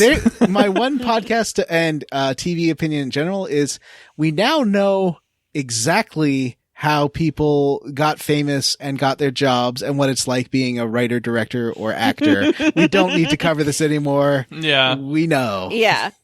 I did see that someone threw a stool through the window of Hinterlands. I did see that. And Aw. Stu tweeted about it, and then Chris Weiss was like, sounds like the chickens have come home to roost. Hashtag Twihards. Hashtag new moon. Hashtag Oh, wow. stool. That's Hashtag new hilarious. window. Oh my god. Anyway, so Come on. Can you imagine if the guy that fucking wrote Rogue Galaxy started writing to us and was like, hey, I would that was love mean. that. but we liked the writing. No, we didn't. like The writing was I the did. worst part. Do you remember the fucking No, the worst part was playing it. 20-minute-long boy ghost boy conversations every I 10 loved minutes? it. That was wonderful. And The thing is Suddenly- that the thing about Or Rogue Galaxy is the meanwhile- concepts were fine. It was that everything, the writing was terrible. Everything was No, terrible. it was great. That's the best part. Meanwhile, how's my father doing? Classic. God, wasn't the Rogue Galaxy one of the games we discussed playing for this show when we discussed creating this show, Jim? And you weren't on that season. I've never played that game, but yeah, I've seen it in the PlayStation Store 9,000 times. And like, maybe I'll play that someday. Well, And you've then of just course didn't even play listened it. to our series about it. Yeah, of even though course. you weren't on those of episodes. course. I'm a super fan. I listened. All right, so Fawful has Peach hooked up to a machine with the Dark Star. You guys remember when Jim she's tried to leave the show and we bullied him into a coming glass back? bubble, and then the Dark Star's there. And he's grateful for it. My life's gotten really busy, you guys. I don't have time for this anymore. Wow, Ned, I don't Ned, have to get joy in my over it. life anymore. Things happen, Ned. So Fawful powers up Midbus into Blizzard Midbus because Midbus keeps losing his fights against Bowser and figures this might help. So then Midbus, everyone's favorite pig lizard, does It's fight pretty cool. Bowser, and then does, after getting defeated, get frozen alive in with a terrified expression on his face. With just his head sticking out. I love this. Meanwhile, the Dark Star I wakes. got something to say. Do go on. Wait, I'm not supposed to say it like that anymore. I I'm supposed to killed say your it mother like, today. Doesn't matter much to me. I got something to say. this is where I had trouble with my Magikoopa attack because I had not accidentally, I did it intentionally, but I didn't understand what I did. I equipped this accessory for Bowser that boosts his attacks, but if you don't do an excellent attack, it does some damage to you. But I didn't realize that the damage was proportional to the attack that you missed the excellent attack on. So I tried to use the Magikoopa attack, and I didn't get an excellent, and Bowser just got one hit killed by this lightning bolt that came down from the ceiling. And I was like, what was that? And it hadn't happened to me before, so I didn't realize it was part of this accessory. Like, I couldn't figure out why, this one-hit attack kept coming out randomly and killing Bowser. And then it didn't happen every time I used the Magikoopa, so I'm like, well, it can't be the Magikoopa, because I was sometimes getting excellent attacks. Oh no. It was awful. That's hilarious. And that one's it's an easy attack, but it's hard to get excellent on because sometimes you just miss one. Yeah. So the Dark Star wakes up. Fawful then does suck it up with this vacuum he has, and as he's doing this, is like, I'm having unlimited power. Bowser does punch him out. Yeah. Every time Fawful says I have chortles, I want to throw my DS into the God, I hate it goddamn too. ocean. And the stupid little sound effect, I wanted to crush my It's 3DS in my hands. horrible. Listen, this game does a lot of things wrong, and it does a few things right. Fawful is not one of them. Everyone loves Fawful, the famous and popular Mario character. I have chortles. The person that wrote that line should be ashamed of themselves. Yeah. Listeners, if you are the translation person who wrote that line, write in. If you are, I would say that in general, this is a wonderful localization. That one line isn't the best, but the rest Doesn't of it's that great. carry over? Isn't that just a line of his? Isn't he in more than one game? Yeah, he's in at least 2, I think. So, Bowser does punch out Fawful, and then the Dark Star starts circling Bowser in a wonderful animation where his eyes, like, first he's just, like, happy because he's punched out Fawful. Yeah, he's standing there just, like, grinning. And then his eyes just, like, do circles tracking the Dark Star flying around him. It's wonderful. I love really it. good, and I really liked it as well. I must not have been paying attention. Like, I don't know what you're talking about. Like, go look it up. It's really adorable. And then, then it turns into like this Dark Star goo smoke thing, and Bowser swallows it. It's just a goo monster. All this Dark Star chit chat, it's just a goo monster. Inside Bowser, Bowser starts feeling a pain in his chest, so he starts huffing the breath out of Midbus because it's cool and refreshing out of Midbus's snout. Yes. I love this. And then you do have it's one of those levels. It's one of these, like, it's like the Boo-ray level, it's like the water level where you gotta, like, Bowser turns on and off a thing. It's the worst. They all sucked. It takes forever. So I love the setup for this dungeon, but actually playing this one sucks. So you are going through chasing the Dark Star. Then the Dark Star starts getting like Bowsery bits slowly, one by one. It's consuming Bowser's DNA. Yeah, it's like eating little strands of his DNA. You start trying to fight the Dark Star, but you can't hurt the Dark Star. The Dark Star does have these satellites you can hurt. And then once you beat those up, you defeat it, but it doesn't die. It just turns into this weird, like, floating ghost version of Bowser with no legs. Mm-hmm. And then Bowser spits out the purple goo, and evil Bowser shows up, still floating. It's like half of him isn't there. Because Evil half Bowser of his looks cool. Mm-hmm. Okay, He's like, Dark Bowser, I admit it. I guess they call it. I'm a sucker for the fucking dark version of a character. I like Venom. Mm-hmm. Do you like Evil Ryu? I love Evil Ryu. In fact, in Street Fighter V, he's got his own name, Cage, and Evil Ryu has broken off from Ryu and is its own character. One thing that Street Fighter didn't need was more Ryus. I disagree. Ryus are my favorite characters in those games, actually. Play as Ryu, man. I get There's it, man. Ken. There's at least 2. I like you Ken. You don't need I love Ken. Dark Ryu and Dark Akuma. And Akuma. No, I love him. Akuma. I love hate Akuma. Akuma's like cheating. Anyway, Yeah. I love question. Akuma. I love Venom. I love. Who else has a dark? How do you feel about Dark Willow from Buffy the Vampire Slayer? Big fan of Bizarro. You know, actually, not a big fan of Bizarro because Bizarro talks Dark Willow. stupid, and I hate that. Dark Willow was maybe one of my favorite. Like, I think that was because this was right when TV started getting really serialized and not just one-off Monster of the Week stuff with Buffy. And yeah, Willow turning into Dark Willow at the end of that was season 6 was amazing. It was great. And then she rips up those evil nerds. Yeah. Cool. So Yeah. anyway, I like a dark, Link. And Dark Bowser looks great. And listen, legitimately, the on the 3DS, it looks amazing, right? Like it's so wonderfully animated, and it looks like Bowser, but it's different than Bowser enough that it looks like its own character. I think it's great. So Fawful is trying to look for the Dark Star because basically the Dark Star's power has been split in 2. There's Dark Bowser and then there's Dark Fawful.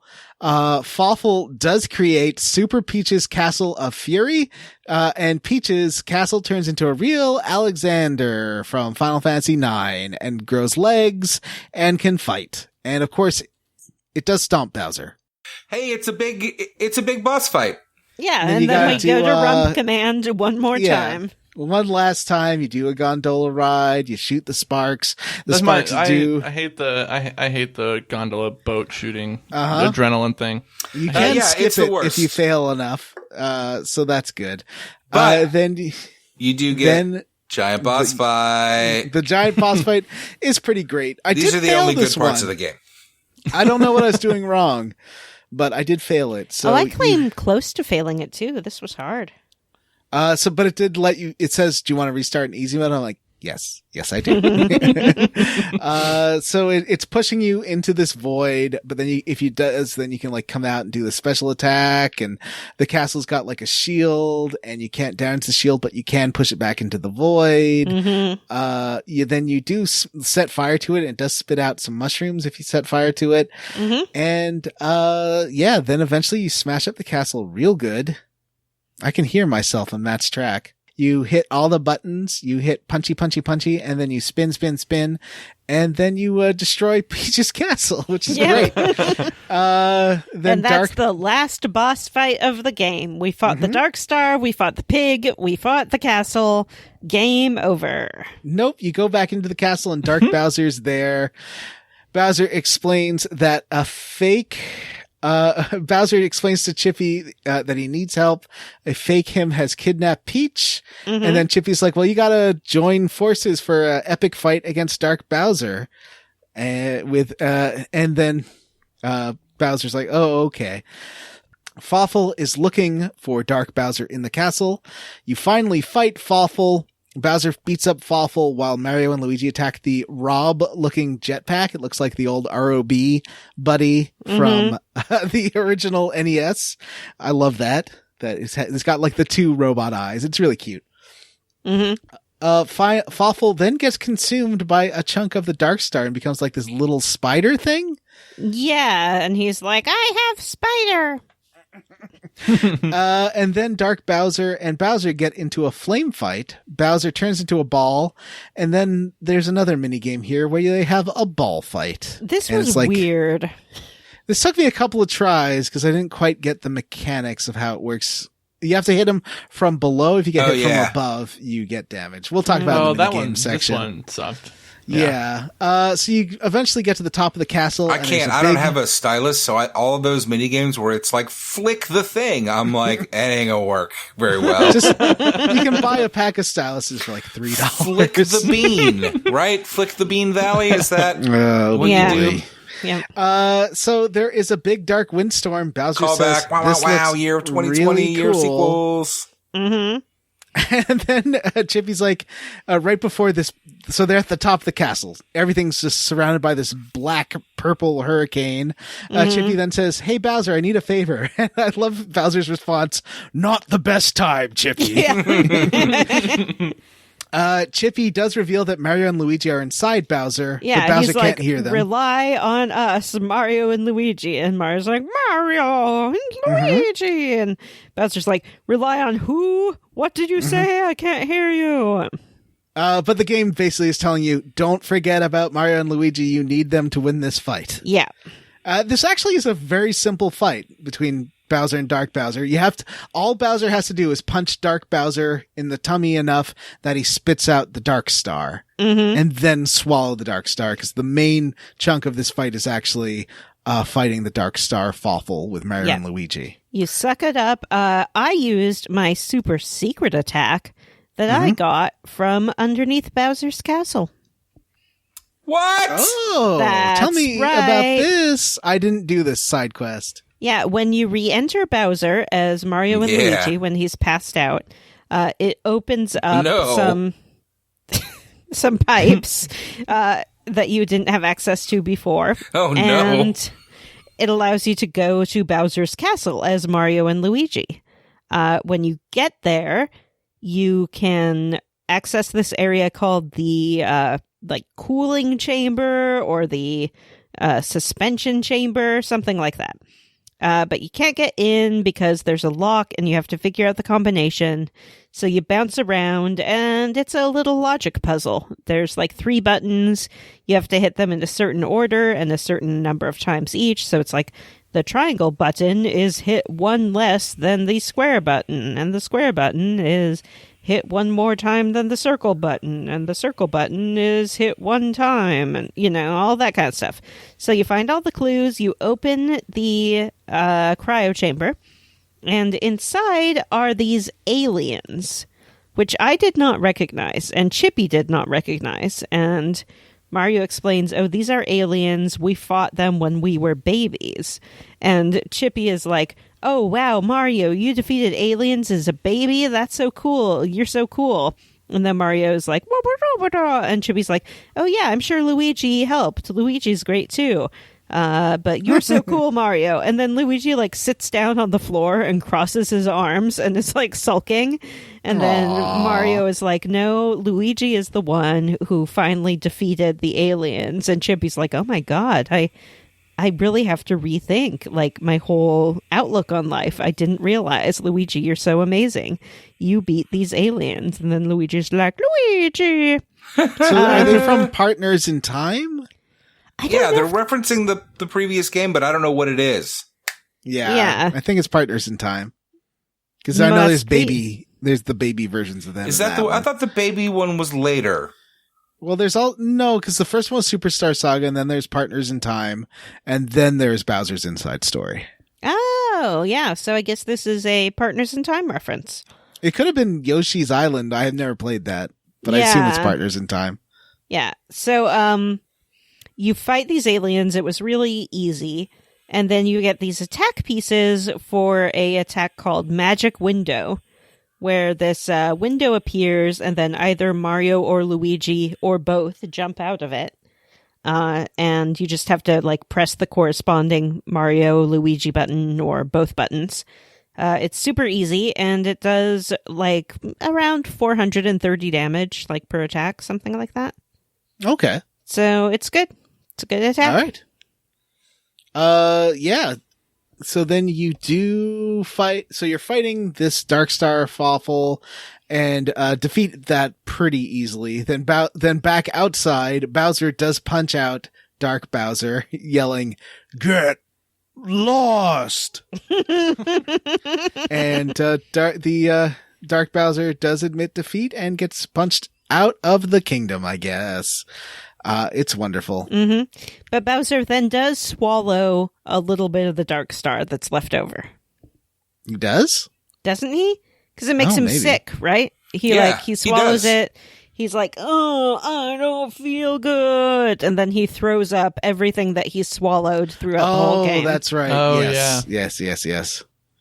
And You're that's right. when Mario and Luigi appear. And Chippy is like, oh my God, Bowser, you did it. We saved the kingdom. And Bowser's like, what? You guys were inside me the whole time? Yeah. And then they point and laugh. I have this all written down. Oh, well, good for you. Well, no, because we're missing stuff. Oh, okay. Sorry. So Bowser's like, now I'll kidnap her about Peach. But then Fawful shows up and he's real mad. His hard work didn't get him the kingdom. He's like, I did all the time. I was the middle management. I stayed late. I did overtime. Fawful does have a bit of remorse and will disappear forever with you. And then he tries to explode Mario and Luigi, but this doesn't work. It just makes them barf out. It makes Bowser barf out everyone. That's right. That's how he barfs. Yes. And Peach is happy to see them and Starlo, and Bowser is furious that Mario and Luigi were in his tummy and that Chippy was Starlo this whole time. Yep. And Bowser's like, I'm gonna fight you now. And then the end credits roll. I fucking legitimately thought it was going to be another fight, and I was like, fuck you. Fuck The end you. credits are so good. They are great. It's essentially a slideshow, and you see images of Mario and Luigi battling Bowser and just totally trouncing him. Mm-hmm. And then Bowser slinks off home, and his arm's in a cast. He's carried home by his little minions. Yeah.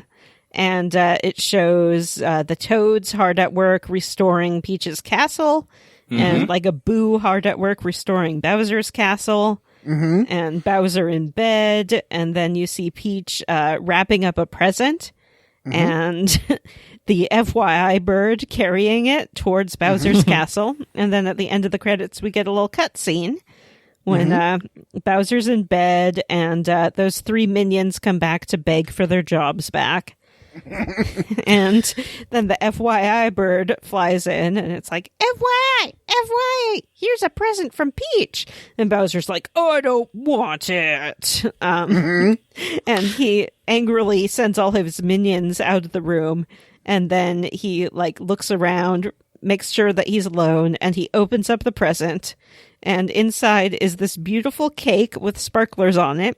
And it has Bowser's face on it. And then it has a figure of Peach, Mario, and Luigi. And it's like a get well soon cake for Bowser.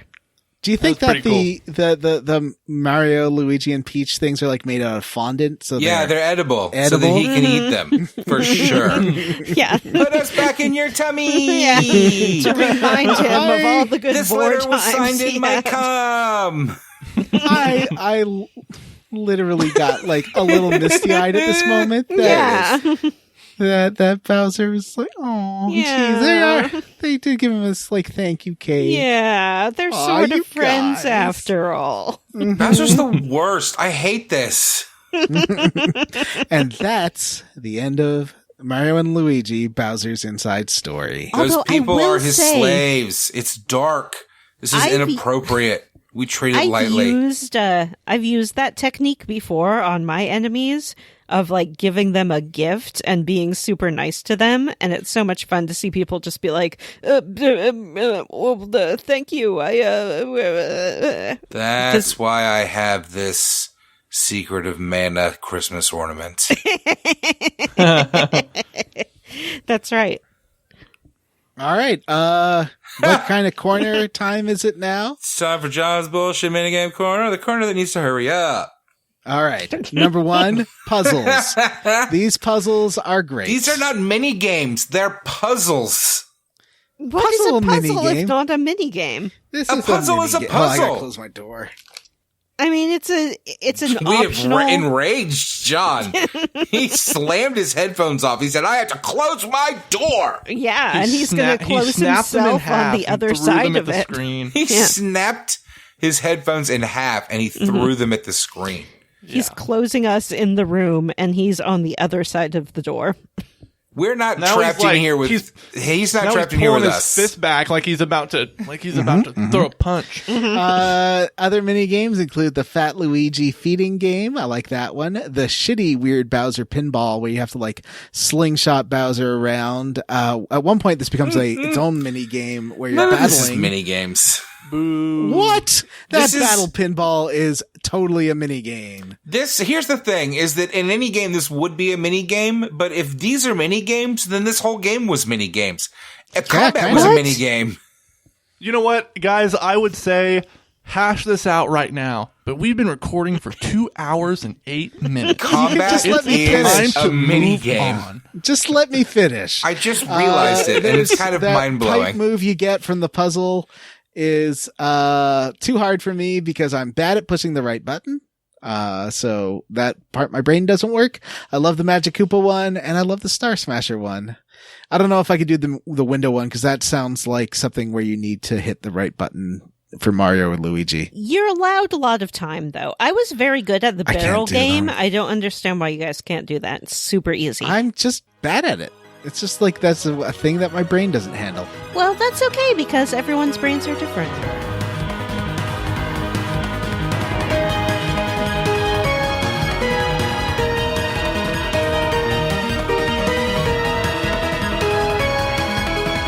Jim, where do we play to next time and what game? Next time we will be starting Chrono Cross. And for this first chunker, I think we're going to go to the end of the first arrival at Termina. I am so excited to revisit my friends Chrono and Luca and Robo. I'm really excited. The sequel to Chrono Trigger? Why haven't we done this before? This is crazy. Frog. I'm so excited. Frog and Magnus. Or is it Magus? Magus. It's going to be so great to see our old friends and see how it ties in directly to all of the characters in the world of the. It's going to be great. Mm-hmm. It's gonna be great. We're gonna see how all those changes that we made in the first Chrono game affected the world and our heroes. So excited. And I'm really excited because this game famously has no retcons. It doesn't retcon anything. Why would it? It's a sequel. Yeah.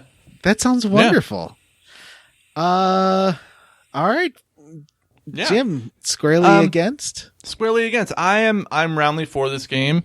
You I think this might be the shit. This might be the first game. This might be the first game that I've finished so far ahead of everybody else, just because I just like to play it. You finished it like weeks ago. I finished it so long ago. I like playing it, and like I would play it. I would shut my video off on my Zoom calls at work and play Bowser's Inside Story. I did that for like 2 weeks until I finished the game. We're late enough into the episode that anybody from HR that was skimming through has stopped. That's true. Also, Probably I would like to take a everyone minute has- to I'm not the only one rebut your doing it. complaint about how long we've been recording, sir. I enjoy spending time with my Square Roots family Let's see. on the weeks that I don't Matt, have to edit. Matt, how did you level up? What are you squarely against? Hey, Overall. I'm squarely against. You know what? I want to be somewhat positive, so I was roundly for Dark Bowser. In that last boss battle with Dark Bowser, he turns into like Giga Dark Bowser, and it was just cool. Like it was a cool design. It did not look exactly like Bowser, and I liked it.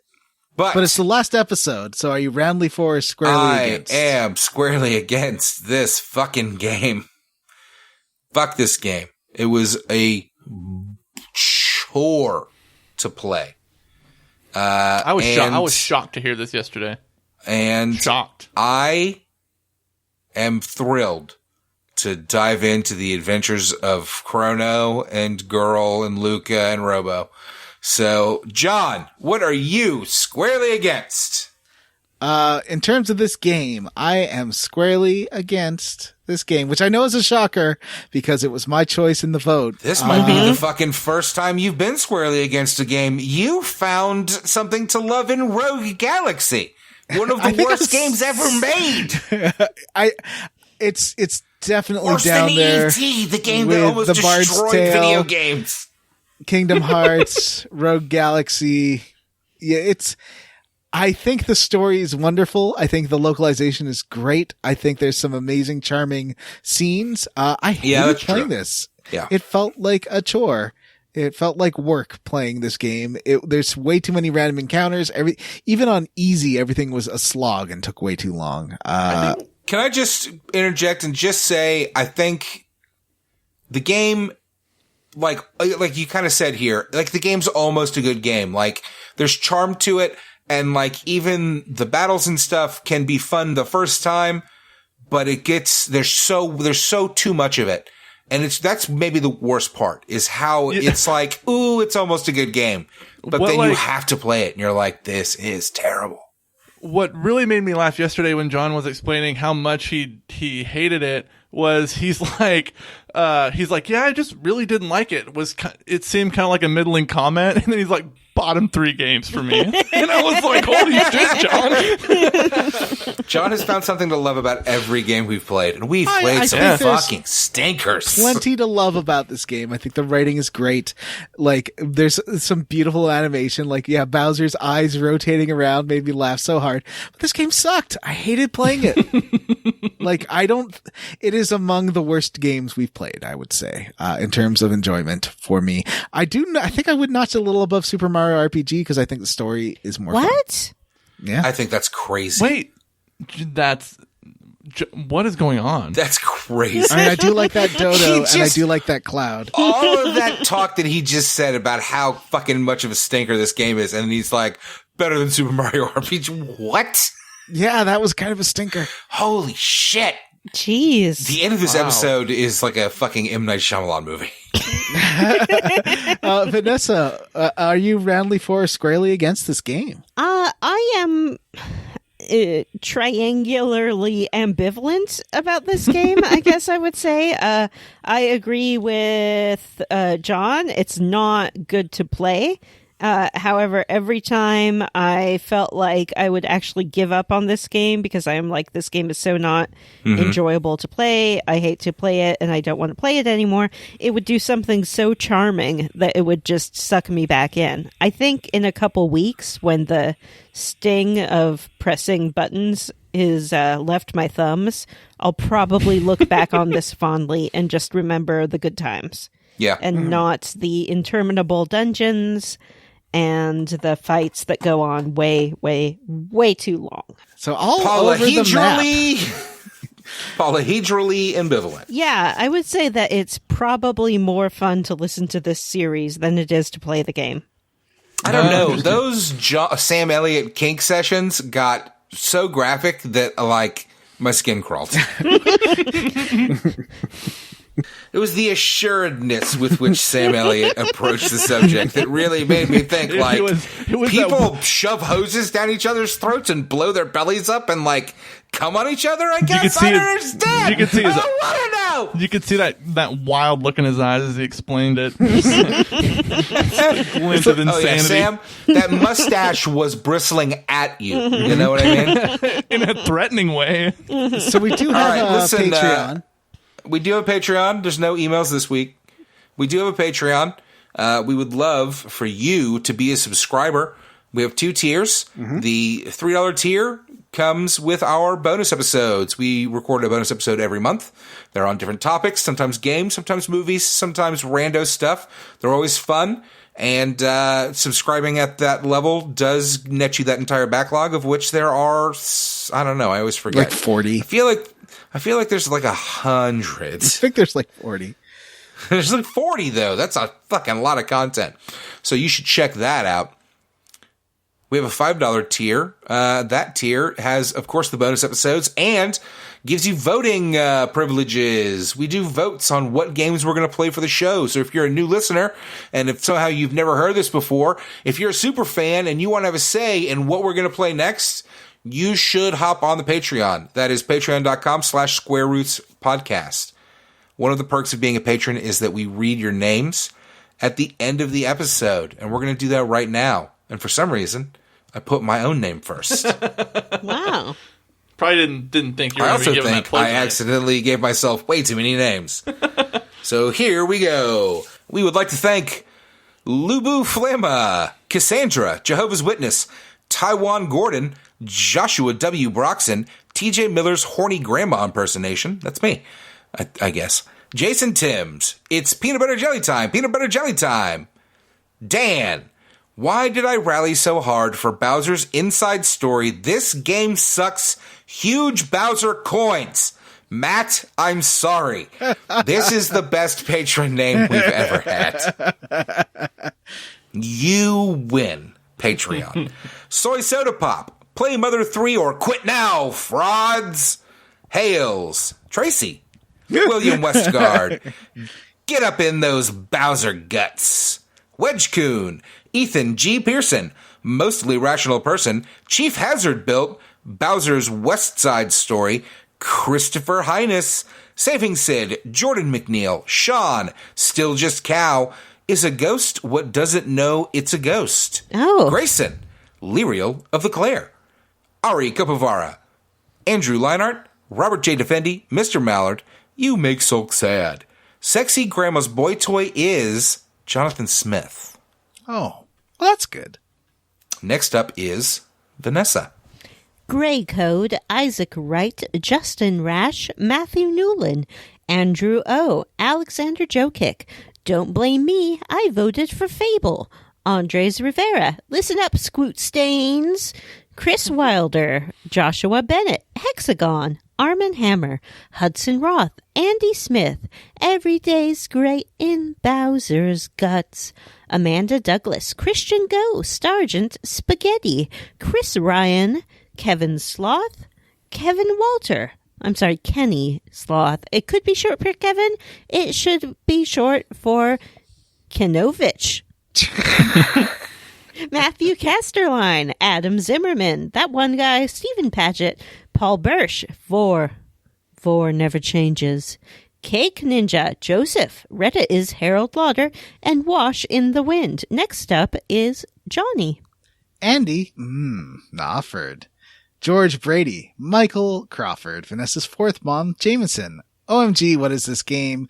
Mary, Queen of Scots, DJ Ethro, Ron, Sean Gonzalez, Jared Collins, Dr. Fine, say everyone's name. Question, Vanessa, is T-Bumpkins a kink and is it upsetting? Gotta catch 'em all. Chrono Cross. Not catching them all. Andy Best, Citrus C, Gage La Charité, Chris Penyak, PJ Ends, Huxley Iguana, Benjamin Avner, Sean Walsh, Horny Grandma's Secret Tryst with Kinky Sam Elliott, Florian Jonas Kramer, The RPG Luminary, It adds up. Ryan Miller, Eric Garby, Vanessa's mom. Vanessa's mom says Mother 3 is hot rubbish. Wow. Wow. Jake Dickerson, David Green. What a bird! It's a me, Vorio. Chili's, Baby Back Mario, David Pascal, Nathan Poirot. John loves to spoil games. Brandon, he really does. Megan Sullivan, Jonathan Ellsworth, Patrick W. Try to Bears, spoil Undertale Keegan Mosser, earlier. Samu Did you fucking Mitchell, hear that? Sam Harrison, Aaron Bachman, Wonder Swan, Metal Gear Solid 1 in 2021, Robert M. Pollum, Miguel Torres. I challenge the other Tracy to a duel to the pain. Grace Jenkins, Cameron Shoei, Cyril the Wolf. Getting too into Bowser will literally fill him. Robert T., Tom, Ross Hartley, Tyler Petty, Justin Ham, Bree Girth, Devin Sloan. I don't like Stan. He's coarse and rough and irritating, and he gets everywhere. That's funny because Stan doesn't care about Dune. And Dune has lots of sand. Brian true. Pitt, Ward Childress, David Shook, G. Bailey, Matt Jorgensen, Venusu Mum, and Stu Skeel. The last one's Vanessa's real mom. My real mom? Jim, do that last bit. Yeah. Hey, you know All what's right, everybody, interesting? that's And- it for this episode of Square Roots. If you'd like, you can send us an email to squarerootspodcast@gmail.com. Come see us at our Facebook group, the Square Roots Podcast Group for smart, cool, very attractive people, or you can tweet at us. We are at Square Roots Pod. Don't forget to rate, review, and subscribe on iTunes or wherever you listen to podcasts. Music this episode was done by Matt and us together. Remember when you would offer to rate, review, and subscribe to people if they reviewed us? You would level he them would up. offer to rate, review, and subscribe to people. Yep. That's right. You would level You them up. get 2 stars. All right, Jim, outro. Come on. All right, for Square Roots, I'm Jim Banks. I'm Matthew Van Zant. I'm Johnny Brandon. And I'm Vanessa. 1, 2, 3, We did it. Swing your arms from side to side. Come on, Duka, duka, everybody. Let's do the Mario. Duka, duka, duka. Duka, Duka, duka, duka, duka. duka. Duka, duka, duka.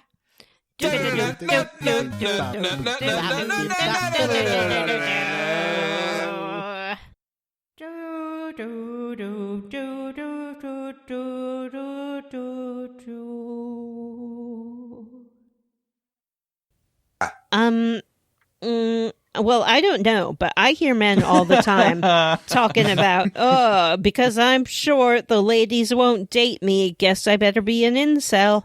Do you hear men talking like that all the time?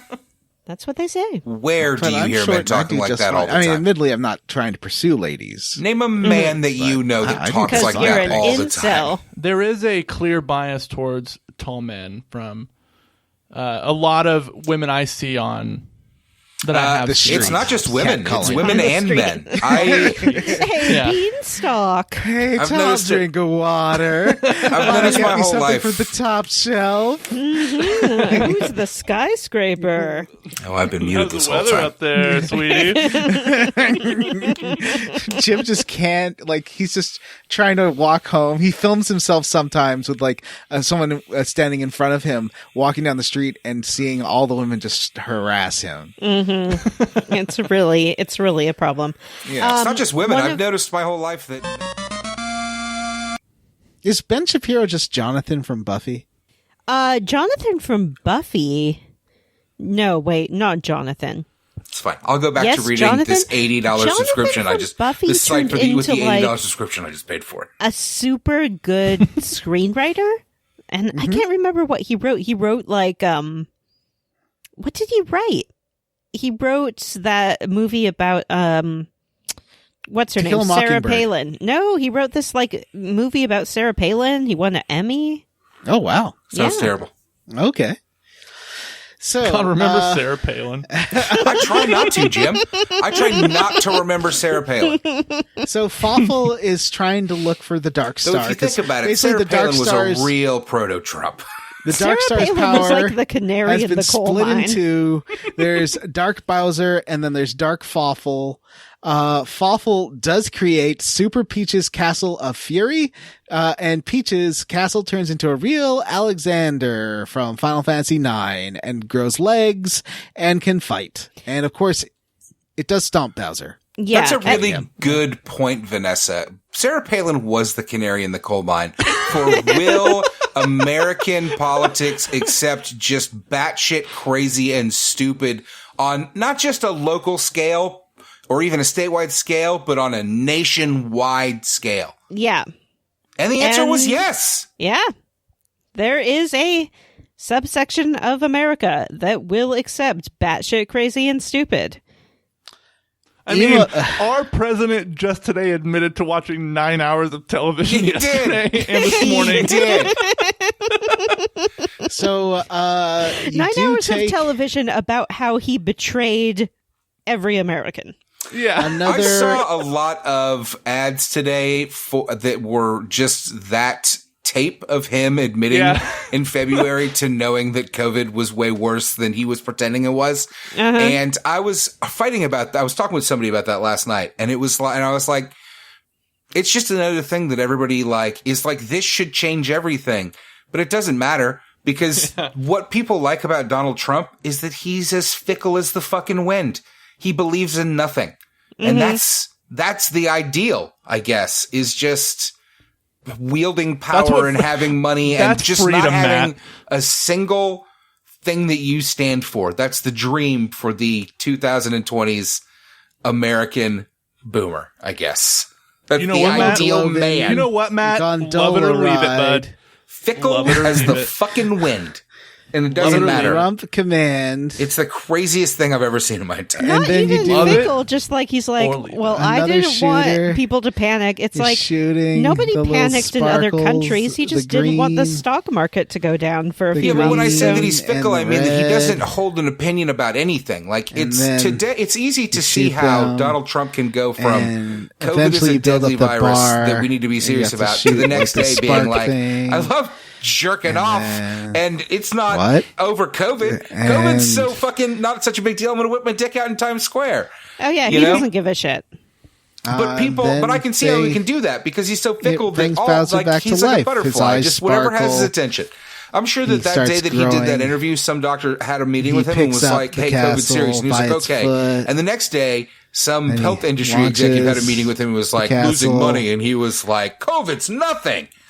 and then well, But I here's the don't thing: get is that's how- everybody knows that. Like that's this. That's not. I'm not making that situation up. That's what happened. No. Even his supporters understand that, but they don't care. They love that about him. They Yeah, love they're it. just like, He it's believes great in that nothing. Trump like doesn't care if we live or die. Yeah, they love Because it. they don't He's care if they live or alive. die. They love that he He does throws the not castle. have a stance on anything other than his own self-interest Man. because that's the ideal for Bowser them. and Peach's Is not castle having Well, to fight. have that's any sort of libertarianism, stance on isn't it? anything We that's did not not what will voice benefit me personally right either this side. second. No, we didn't elect him to fix stuff. We Man. elected the him whole thing to, is you like run it's America trying to like knock a you back business. into the void. Right, but America isn't a And business, then and the you can country knock shouldn't be run by a Castle back business. I into mean, the the point of a void. business is to Sometimes you can maximize set fire to the profit. castle. And it's the- like a the country castle The should government's not not have designed to be to work. profitable. That's not No. the job. That's not the We're not purpose of for a profit. government. use that venture. later to heal. I had And do I had to people do this really in think easy that mode big business is like because has I their died best the first interest in time. mind? Who I thinks think that? it's kind of hard. John, No one I'm trying to thinks listen to that. Vanessa. Battles are kind of tricky. I think it was on And- We Hate Movies. They talked about people who elected Trump to like run America like a business, but they actually wished for it from like an evil genie. They're like, give us a businessman to run America like a business. Yeah, it's a monkey's But they're paw like, wish. Donald But, Trump yeah, the is monkey a paw was- but it monkey's was Donald paw Trump. wish presidency. Well, Eventually- and businesses don't even run like people think You whittle businesses the run anymore knife because it's down about maximizing and, short-term profit for shareholders. You start Like the idea of Ford as the company where you getting go that and final work for attack your whole button. life, and it's like a family legacy that And- doesn't exist anymore because eventually unions have been torn apart. you do lots of taps on the screen and it just starts breaking the castle, and then you do some circles, and then you are like So about the final boss of this game, the Peach's Castle. John And has that's disappeared. the end of the game. John is so mad. He's sitting there thinking about PUBG. It's 11 o'clock. This one's really gone on.